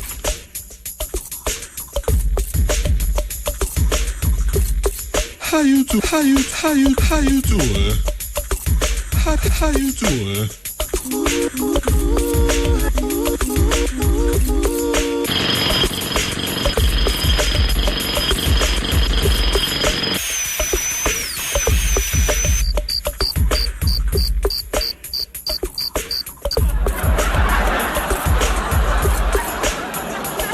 Yo, check this out. This is Chuck D, a Public Enemy, and you are checking out and listening to the one and only Wendy Williams Experience right here. So keep it locked. Don't turn. You might miss something. You're listening to a special Wendy Williams Experience Radiothon for the victims of Hurricane Katrina.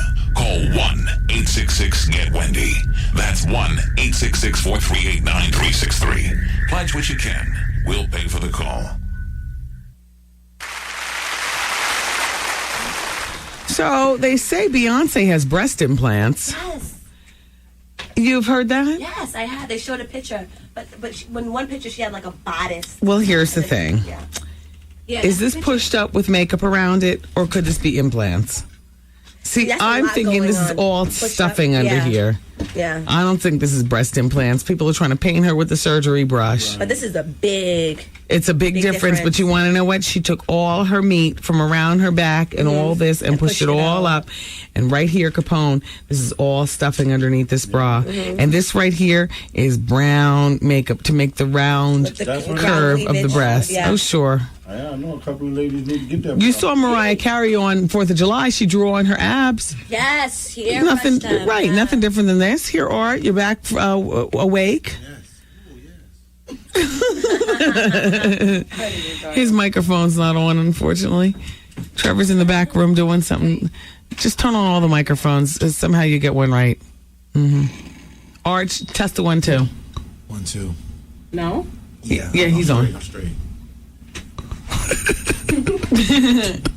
Halle Berry bought Frankie Nunez's house. Now he's that little boy, or he's a man now, actually. Malcolm in the Middle. Isn't that weird? To be a 39-year-old woman buying a 19-year-old's house. Yeah, Something about that feels like I will play sloppy seconds anything but some boy. I thought about you when I read that. I was like, well, you would never do that. I'm like, buy that house after Frankie Nunez has it?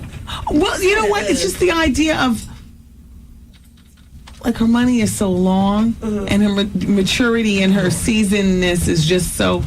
Yeah, after all those breakups and marriages, you got to search back to your childhood.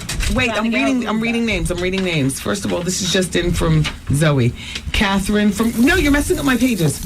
Catherine from Corona says we need to support Kanye and not turn our backs on him like we did Janet Jackson. Well, I didn't turn on Janet Jackson. Justin did. Yeah. You're getting us mixed up. And nobody's turning on Kanye. I think she's listening to another station. No, she just wants to make that general statement. Oh, okay. We as the people. Yeah. Okay. Well, so we should say we want to say it too. Yeah. Right. That's Shout out to Richard Nash of Montebello, New York. Is this the record label person? Yeah, he's from Playtime Entertainment, which is Shanice Wilson. Oh, Shanice, I love your smile, Richard, and the lovely Vita. $500. And they already pledged to the Red Cross, but they wanted to do something for our show. Oh, so nice. Thank you, Richard. Thank you, Vita. We ran into bobbleheads hours ago. But thanks for the $500. The American Red Cross is going to love you for this. And you get heaven points. I mean, that's not confirmed, but me and Art have that discussion all the time. We have a little joke. You know, there's certain acts you lose heaven points. Right. And there's certain acts you gain heaven points. Gotcha. You get heaven points for pledging. Okay. What? Give me an example of something that you lose heaven points for. Oh, well, all right. Let's see. What do we talk about? No. You get heaven points for that. For a toe is a toe? Heaven on earth or a real? Well, the phrase "a toe is a toe" simply means, you know, if you're blinded and you're sucking somebody's toe, right? In actuality, you don't know whether it's a man or a woman. Yes, you do. No, just theoretically speaking, right? A toe is a toe. Right. I would know the toe. And where that joke first came from is because Art is a foot fetish person. Me too. And he goes to this place called the Foot Palace. Right. And the feet stick through cutouts in the wall, so you can't see the person. All you feel, you don't see. All you feel, right, Art, are smooth legs with the smoothness of a woman. Okay. Now, I got a 17-inch calf going around. Oh, God. Certainly that's big enough to be a man's calf. Okay. But I'm a woman. Right. So therefore, if I got a 17, then there are plenty of men with 15-inch calves. Correct. You see what I'm saying? I wear a size 11 shoe for a woman that's a size 9 man. You got a hairy leg? Not after I shave. Okay. But of course, if I'm nervous like I am right now, my eczema flares up. It's a little rough. Right, okay. Hairy toe. Come on. But the thing is that, right, after midnight, after the brown juice, when you're in the Foot Palace and you're putting your leg through a hole, right, a toe is a toe. So what do you do with the toe when you put it through the hole?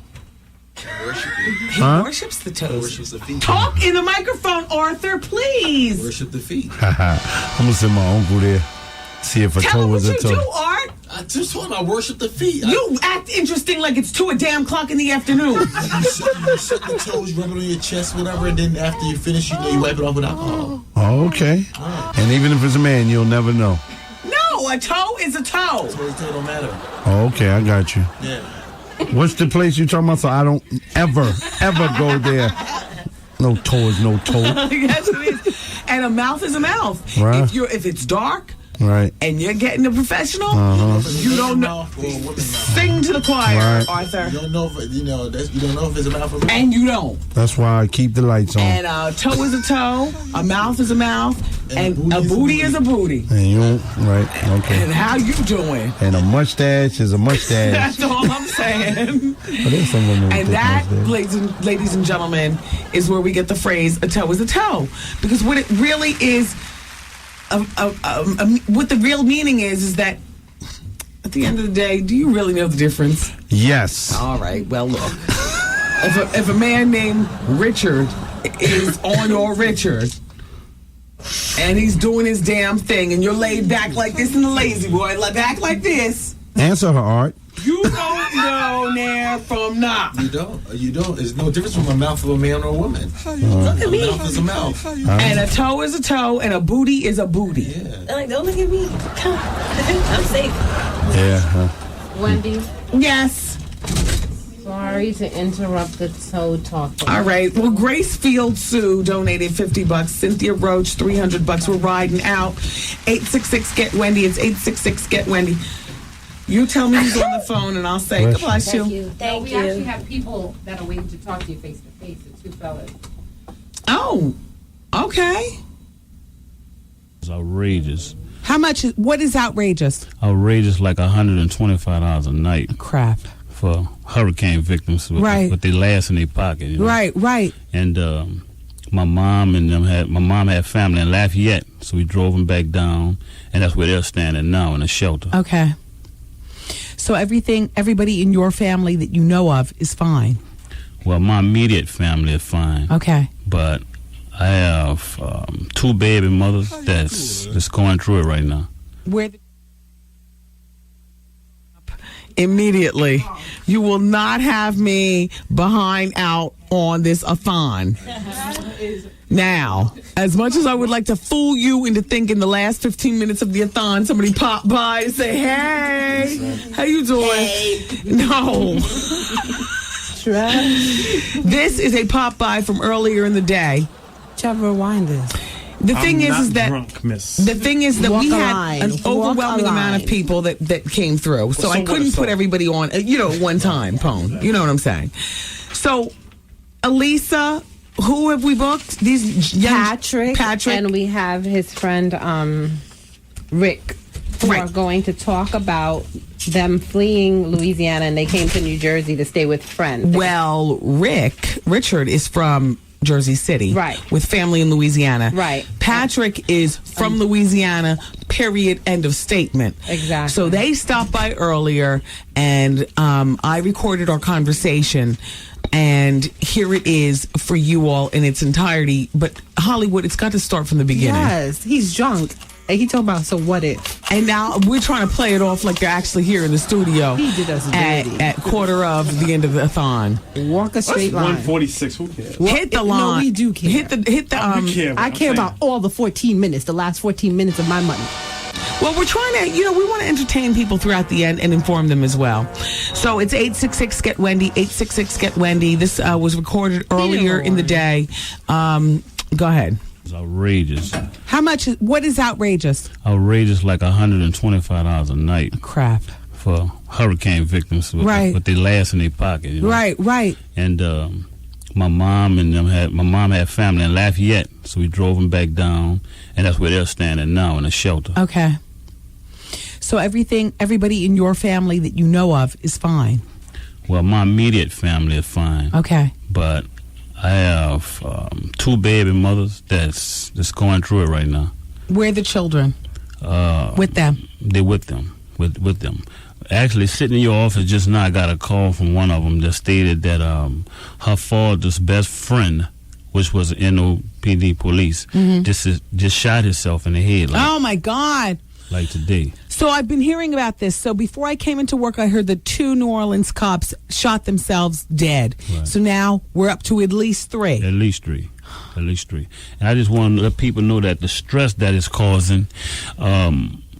My baby mother's mother just dropped dead. Like Like now, like just now. That's the card I got sitting in your room. So I really want people to know that. While you were in the pink office, you got this telephone call? Yeah. While I'm in the pink office.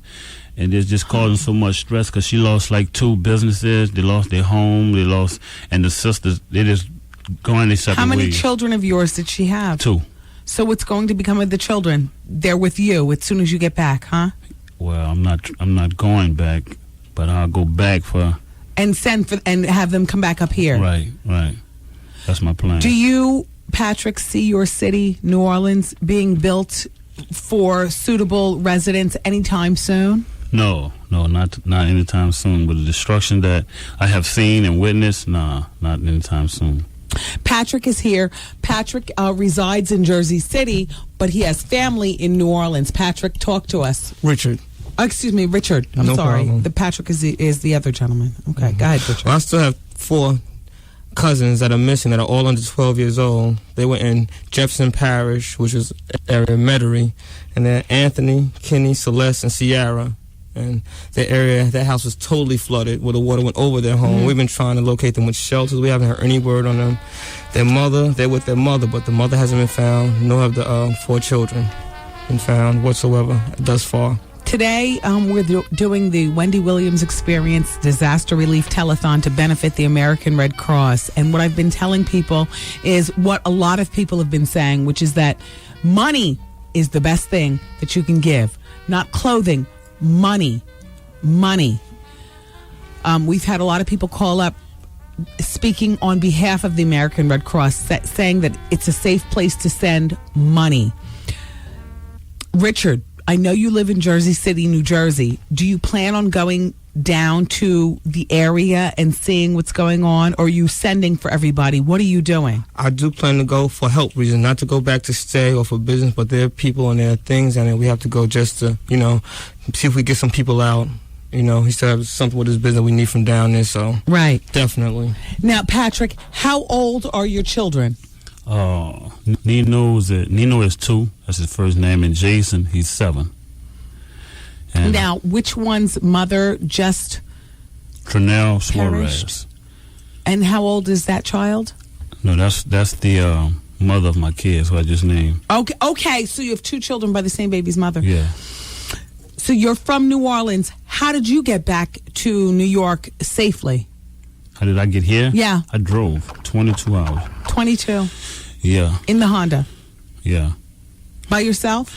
No, I drove down with my nephew and my 2 kids. Wow. So I have 2 kids other than the 2 I'm speaking on. Okay. And we drove down together. No hotels, just constant driving. Me and my nephew switching up. Okay. Kanye West spoke out.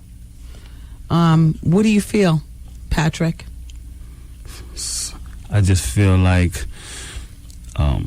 first of all, I don't want to say I thank Red Cross because they is helping. They is helping. We went to the Red Cross today and they give us plenty of assistance. Okay. And I just want everybody to know that whatever you can do is appreciated. I mean, families lost everything. I lost everything. And I was a business owner for like 12 years. I owned 2 detail shops and I was doing retail clothes from here. And I just lost everything. Did you have insurance? Be honest. I had insurance on one of my businesses. Okay. That's because I had to have it. But the economy is so poor, so, Yeah. But... So people, Patrick, who live in New Orleans, I would imagine you all are leaning heavily on the local woties. Master P, that's what you call them, right? Yeah, woties. All right. Yeah, I got the memo as soon as I started at Q93. No, I imagine you all are leaning heavily on the local woties. What have you heard pertaining to their help? I mean, I haven't heard anything. I mean, I heard on the radio and TV that Jay-Z and Puffy. Right. But I hadn't heard anything about Master P or Baby. Do you think that the government is failing your city? Most definitely. It took too long for them to start to do anything. Yeah. From my eyesight. And it's just sad. It's sad. Right now, they're evacuating from the Superdome, and those people have absolutely nowhere to go. It looks the way what Kanye said. Like the president does not care. All right. Well, Patrick and Richard, I want to thank you both for coming by. I wish you well if there's such a thing at this particular point. At the very least, I wish that your family arrives to you safely. And we're doing what we can right here. We're collecting money for the American Red Cross to benefit the disaster victims. Thank you very much, fellas. Wendy, we thank you. Thank you very much for being a voice and being here to help us and bridge the gap of communication. Thank you so much. You're welcome. And how you doing? How you doing? I mean, it's just, oh, man. Thank you, fellas. It is what it is. I mean, it's a natural disaster. It's affected so many people. People say that the government was late to start on the cleanup. I mean, I'm just glad that we were able to do something as a show. Ignore me at this particular point because, I'm like, I'm tired as hell, Lodi. I'm ready to go home and sleep with my hair clipped in. I will not even be removed. I think I'm going to sleep in my jeans and my boulder holder and my hair clipped in and my makeup. I don't care. You know what? And forget the khakis in the morning and take that kid to school. I'm going just like I want to rock and roll all night. Liquor breathing out of my pores, 7 o'clock in the morning. Hair all akimbo. I will take him to school, dragging him by his upper arm. You know how that look is. Teacher was listening. She probably have on the same thing. Cece Beniston celebrated her 36th birthday, and Foxy Brown. Today's already after midnight. All right. Well, happy belated damn birthday. I was telling you about Suge Knight. Okay, so remember, just real quick before we go. Remember last week I was telling you about how he picked up liquor off some girls' tables and they said, "What are you doing at the party in the VIP before you got shot?" And he said, "I'm mixing myself a drink." And shortly after that is when he was shot. Right. The girls in question, Jessica Alba and her friends, the actress. Apparently, Suge was shot in the leg during a scuffle that allegedly resulted, when he went to Jessica Alba's table. Jessica Alba's security tried to stop him and another man from pilfering vodka from her table. Wow. Wow. That's crazy, right?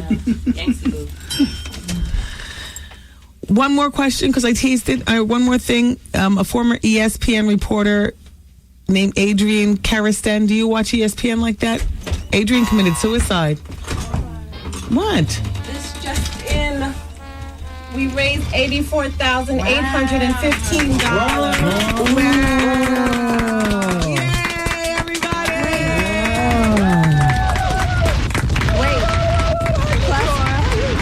Plus, we have $70 right here that she didn't calculate yet. Oh, yeah. $71. How you doing?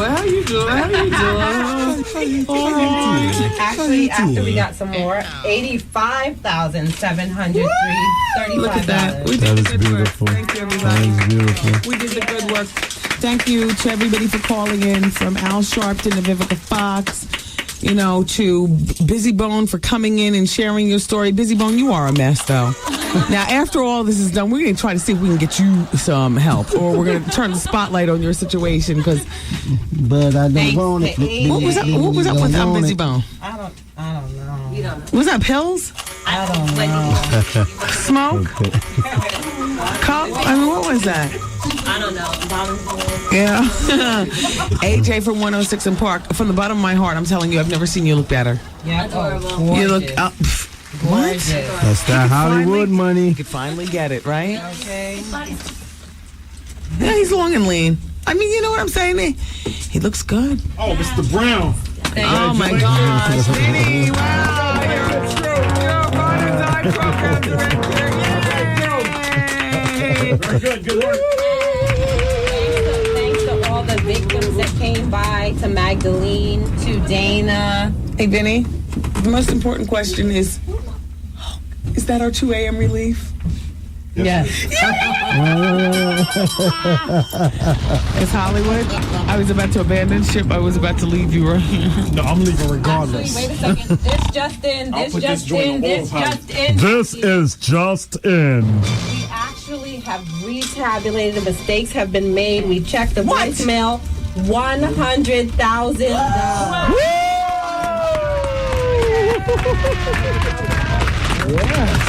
Thank you, everyone, for calling in your pledges. Please honor what you said, because that, Capone, is how you get heaven points taken away. That's right. Can't promise and then take back. Yeah, that's some problem. Yeah, that's the truth. That's the truth. Oh, Dion, a ride or die general manager, still in the building. Oh, hanging in there. Livingston. I told you she could talk for 12 hours nonstop. Look, $100,000. You're right. We didn't play one song since 6 o'clock. We had way too. We had a lot of content. Yeah. A lot of guests. I didn't get away. I didn't get all of my gossip. I had so much to talk about all weekend. I'm reading. I got all my stories all lined up. I know. All right, you can go one more hour. I gave you a lot of guests. Yeah, we did. We had a lot of guests. Thank you, everyone, for calling. And Meeks for calling in. Irving Mayfield, we hope you find all of your family members. Wynton Marsalis, thank you. Yeah. June Ambrose, thank you. Yeah, and you everybody ready was for good. AJ and all of those people? Yep, AJ and Vivica and Shelley Puffy. Rouse, thank you. The Reverend. And Reverend Al Sharpton. The and doctor. And the Meeks. Grace, Dr. Grace Carnage. Who was that man from the cloth who came in here again? I forgot his name. Ruth. Uncle Shawnee, James. Shawnee. Who was the Reverend who came in here? He counseled Reverend me. Hiram. I don't know. At one point, I was on the fence, like, why are we joking? And there's something going on. Rowena Sampson. He was balling. I was like, ugh, I was a mess. Uncle Bernard. You know Uncle Bernard. Thank you to all the victims again. Thank you to Patrick and Rick and to Magdalene and Dana and all the people who gave them money specifically. Yeah. Thank you to everyone. Thank you to Arlene, my sister, for sharing her story. Yep. Maddox for holding out without his breast milk. Oh gosh. Too Miguel much. for holding me down. Now it's time to go. Hartford, Columbia. Philly, Columbia, thank you so much for riding out with the experience. I hope you've been thoroughly entertained. And, Aubrey, Cynthia, yeah. Tina, everyone at We can continue the shout-outs during the light of day because we're a minute before the next shift starts, and technically speaking, that's going to ruin somebody else's radio station. Guest of the Wendy Williams Show stay at the Four Seasons Hotel. Thank you, everybody, for being here. We love you for listening. We'll talk to you tomorrow, 2 p.m. Eastern Time, right here on your radio station. Bye-bye.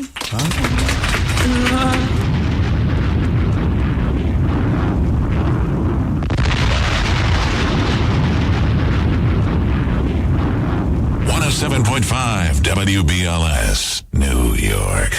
What the deal? This is Kevin Powell. You know what I'm saying? Please help the victims of Hurricane Katrina. Support the Red Cross and all the agencies and folks trying to help the people down there in Louisiana, Texas, Mississippi. All right? Holla. Call 1-866-GET-WENDY. That's 1-866-438-9363.